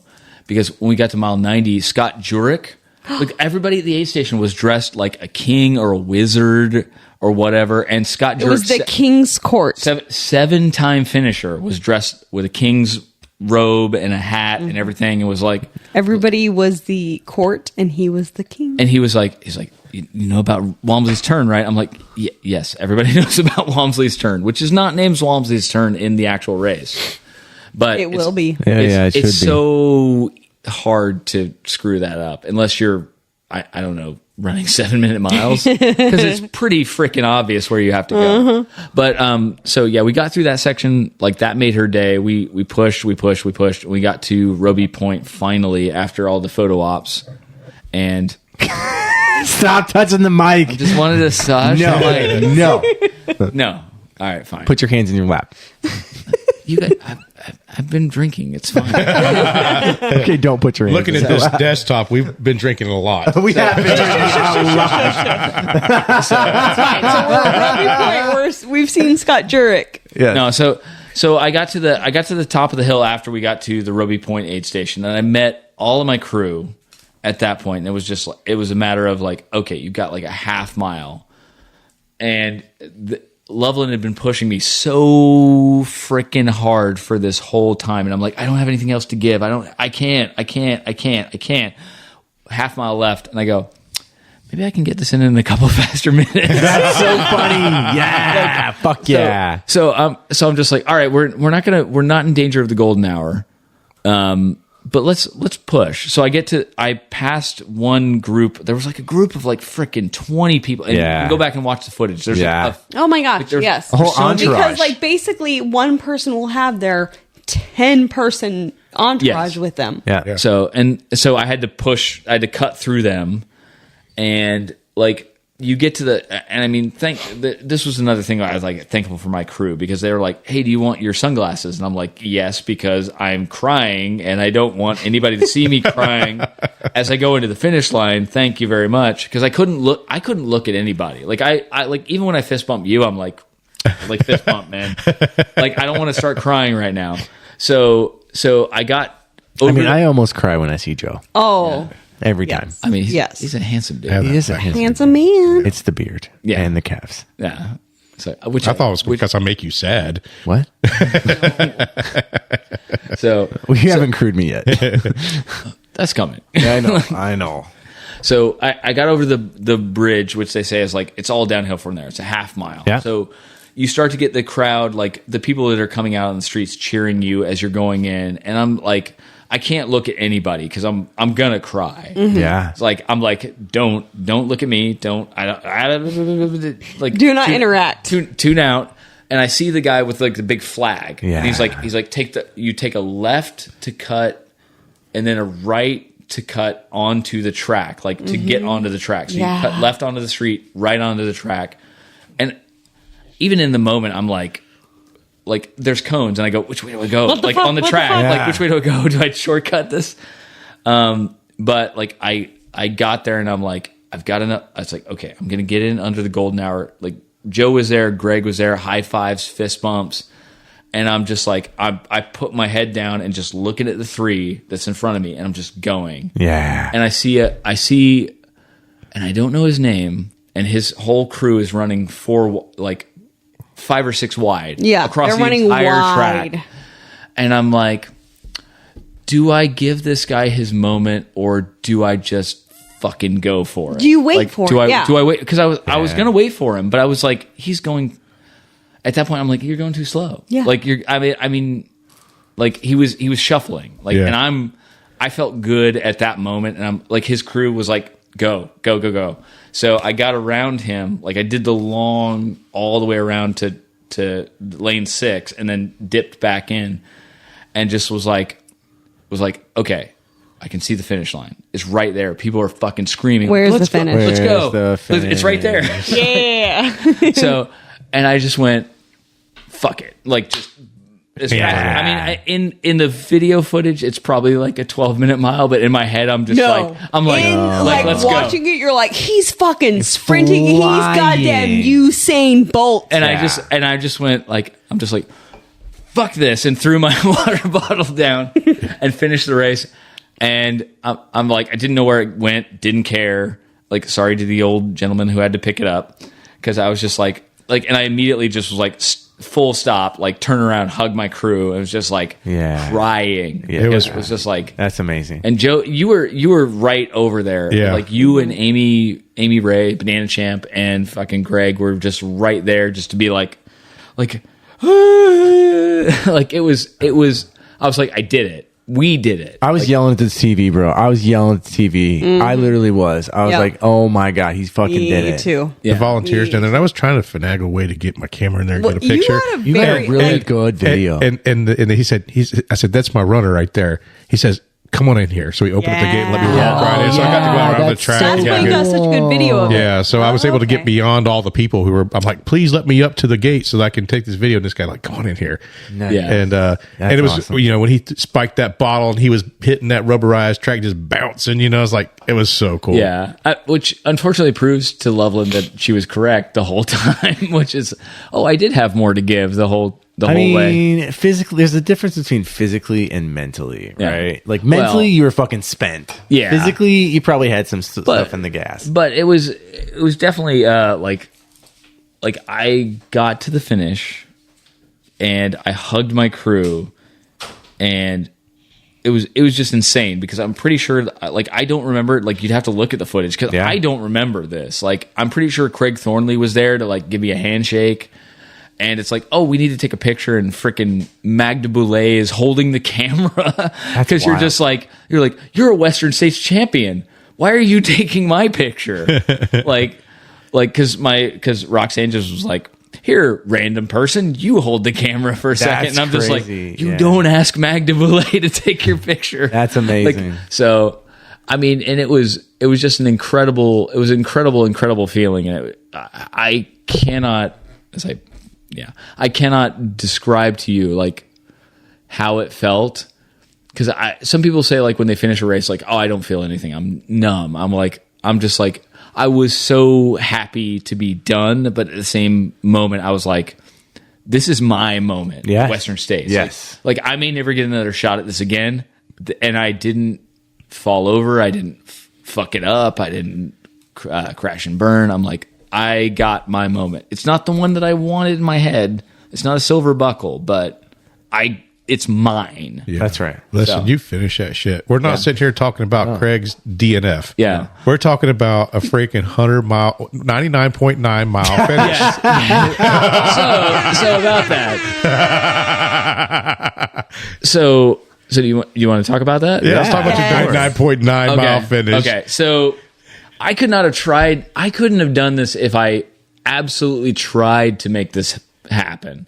Which is, I got across the finish line. I hit pause on my watch and didn't even think about it because you're Western States. You're like, I did a 100-miler. I'm getting my buckle. This is the most amazing feeling in the world. Yes. So I hit save on my watch, and I think the next day when I'm looking at it, it goes, "You have completed 99.99 miles." That's amazing. That's so good. I love it. And people were like, well, you're going to give that buckle back, right? I'm like, they can come take 0.1% of my fucking buckle. Screw you. So I'm like, I will shave the corner off of it. You're not taking the rest of it back. So, That's funny. That was pure Schadenfreude. And I loved, like, that was the highlight of my weekend was just like, I mean, you can get a 100-mile on Strava anytime if you really push yourself. But I'm like, to get that close. Yeah. And that's your time. Yeah. That's your distance on Western States is like, oh, I love this. It's so good. That's why I loved it. I was like, when you posted it on Facebook, I was like, this is great. Yeah. So the race is done for you, and you've got the awards ceremony. Now I had to bow out. Greg had to carry me to the airport because I had booked a afternoon flight.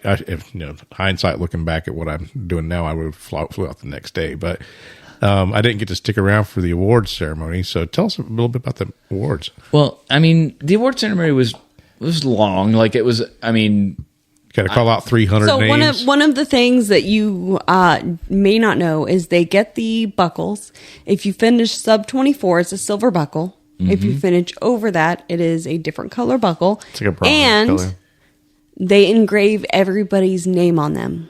but not your time. But So not as your far as time. anybody's concerned, I did a 24.0059 second. Yeah. That's funny. So So yeah. they engrave everybody's name on their buckle when So, they yeah. present them. And it's done by a silversmith. So if you get the sub 24, it's silver. It's real silver. A real silver buckle. So I mean, I say like, unfortunately, it's bronze, but I mean, it's my it Western looks States gold buckle. plated. It's still cool. pretty fucking So- cool, bro. So yeah, a so badass buckle. so I don't have a Western States buckle. there was 3 people that got their 1,000-mile buckle for including Cassie Lichtig. Casey Lichtig. Casey. I cannot say her yeah. name correctly, but the guy next That's okay. to I me, can't say Lichtig. your name correctly. well, it's fine. Oh, yeah. Kevin. Kev No, it's Kev out. Kev out.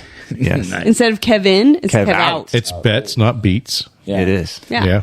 Well, I mean, I just as long as my Starbucks order is correct, I don't care. But yeah, so you got through like, and they did it in order of who finished. So Nice. so I got to. Unfortunately, I never got to see. I didn't really get to talk to May Barker. Yeah. So there was 3 of us that were official Florida finishers. There was me, Jacob Burnett, May Barker, Yep. Andy Barrett, official Floridian. Oh no, So- we had John. John, He didn't Tell- finish, John though. didn't- But he didn't Yeah, finish. yeah, That's yeah, right. He yeah. didn't finish. Yeah. That's right. He came We're into saying that- finishers. Yeah. Yeah. He came into that with an Achilles injury, and He did, unfortunately, yeah. it wasn't his day. So I mean, he got off the wait list, and His you know, splits Way were too rough. late. Yeah. He got cut off at mile like 30. Yeah. At like It's Logan. hard. It's a hard fucking course, bro. Like Yeah. that's a hard fucking race. but I mean, it was like I got my buckle, and I walked across the stage and was like, "Thank you," and all right, now let's go to In-N-Out Burger and get some shakes and fries and stuff. So yeah. I mean, it's crazy. Like I I was happy for the, like, I enjoyed the notoriety, but I was kind of also like, okay, the race is over. Like, now I can go back to just being. Dude, you were a guy whole that- weekend of Florida famous, buddy. Yeah, I mean, and I didn't even have to do anything with an alligator for that, or meth. So Yeah, no, you got all your teeth. I mean, you're fine. yeah, it's like, thankfully, like after all those falls, I'm like, but yeah, I mean, I got my 15 minutes of fame, and I was just like, I got my buckle, and I'm pretty happy with that. So how's Craig recovering from the race? You're a couple Yeah, days how's after. the recovery? fine. I mean, You want to go race right now? Eating all No. the food? All right. You know, it's funny. He was down sitting out in the tent waiting for the awards ceremony, and I think he needed to go get some drink or go back. I can't remember what it was that he was wanting to go do. But he gets up to go run to this other tent. He literally jogged over to the other tent, and this was yeah. I don't remember this. Yes, you certainly did. He jogged. I'm like, he's doing okay. Yeah, Yeah. I'm like, I don't remember that. I do remember this. Are you gaslighting me again? Yeah, That's so funny. yeah. I remember seeing you Aid jog. station thing. Like, I mean, are we talking about a different Craig? Are we, No, are we sure? no. No, I mean, I felt pretty good. Like considering it's not the worst I've ever felt after a race. Like, I'm just sore, but Scott was talking about, like, hey, there's a 40-miler on Saturday. And I'm just like, I'll think about it. So I got a 15-mile run if you want to run it. So do we? I got a have, 5-hour Do we run. have any more races got- coming up? Any more runs that you're planning? Oh man, oh man, I mean, he's got so much coming up. well, What do you got coming up? not like some people, but Not like Shae. well, No. You got one in I mean, a couple weeks. if Comrades was happening or was the pre-registration, I'd probably get her to sign up for it now. Yeah. December. Yes. It opens What in happened? December. Yeah, Yes. it's happening. So- Are you going to come? Yeah, It's going to be. So I'm also going to go to Comrades. Yeah. Let's go.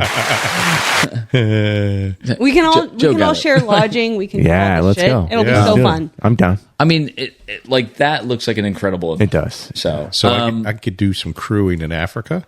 South Africa. Come to South Africa. Come on. I bro. gave you amazing. chills down in Africa. One of the cool things is, like, the flight is crazy expensive. I will Once take you the shit get out there, of y'all's feet, by the way. Once you get Take the shit there, out of them. it's so cheap. So, like, I was looking at a Michelin starred restaurant that you do the entire Michelin starred restaurant for $100, South African. Yeah. Where, like, in the U.S., you'd be paying like $1,000. yes, More.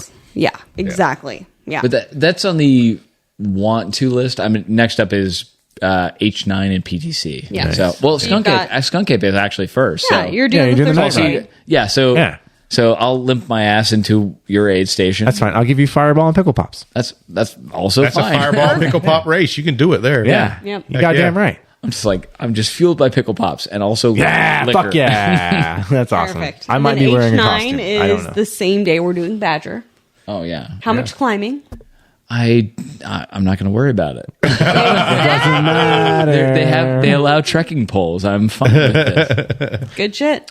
So yeah, I mean, are you going to talk about your experience or? No, I mean, I'm just Yeah, interject here and there. Just. I know I've rambled for a long time. I think it was great to have an opportunity to go out to Western states, to be, just to have the invite to go. So Dr. Tanya Olson, is our local foot expert, and she's an ultra legend of herself. I mean, she's been at so many of these races and done so much work. And she's a runner. And she ran a race today, So it was just really fantastic to have the opportunity to go up there. I would say, I did tape some feet and had some good feedback. Some of the tape jobs I did had one, I taped the entire bottom of a foot, and she said I didn't get one blister. I'm like, heck, that's what we're talking How about. many people do you think you got to the finish? So many, right? Yeah. At least 7. At least 7. But I would Did say, you see some rough feet? our buddy Jacob, our Florida runner Jacob, when he came through, he had some serious maceration on the brain. Really? And Really? yeah. Did he get a lot of like water for cooling? Yeah, well, I don't know. Like, that's what I always wonder is like, why are your feet so wet? So- is it sweat, or are you getting Well, water dumped on your no. body It's that's going definitely- into your shoes? It's definitely sweat. There was a lot of river crossings, and Because I know we there's jockeyed river for like the crossing. first 48 miles. Aren't there a lot of sponges? Yeah. There's Yeah. But you bend over and they sponge you off. But his feet had cracked open pretty good. Yeah. So, taped up the balls at the front of his feet and did some work on him, and he finished. So whatever we did of our tape job, it worked. So it got him through. And it's just great. I love crewing and pacing. I do all the stuff with the Across Florida 200, and any of my friends need me for pacing and crewing. I always need you, Joe. Yeah. And I was just happy to have the opportunity. Let's dance. I was happy, that time. I was happy to have the opportunity to do it. I would recommend that if anyone ever wants to be a spectator on a race, this is definitely one to do. Yeah. Because I don't know, spectator, go there as a person actually doing a job. Yeah. Don't just be there as a person. Yeah. Yes, At least volunteer part of there it. were a lot of runners out there at Western States that did not have crew, that did not have pacers. They were just making it aid station to aid station. Right? And so, there is the opportunity to tap in, hey, I want to be here.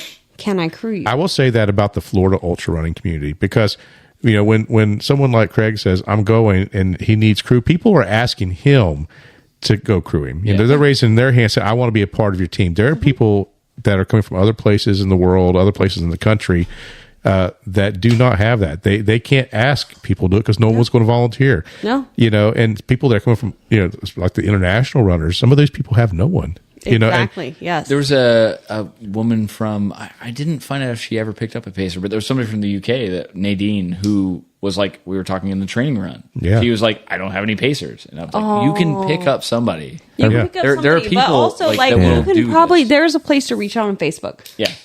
I am running Western States. Does anybody want to pace? That's a huge opportunity for a lot of people. I just really hope that she had a good time at work today. Who? Oh, yeah, because she had to work today. It's July 4th. She's in the UK. Damn. America. Fuck yeah. It's that time of night. Yeah. We've been at this for a while. All right, Shae, why don't you go ahead and do your thing, girl? All right. So make sure to check us out on the Facebooks, the Instagram, our website, where'sthefinishpodcast.com. Subscribe on Spotify, Pocket Cast, Pod Bitches, wherever Pod you Bitches. get your podcasts. Is that a website? Pod Bitches? Sure, it I'm could Googling be that in right the now. future. I'm Googling it. So I want you all to run and have fun and Let's go.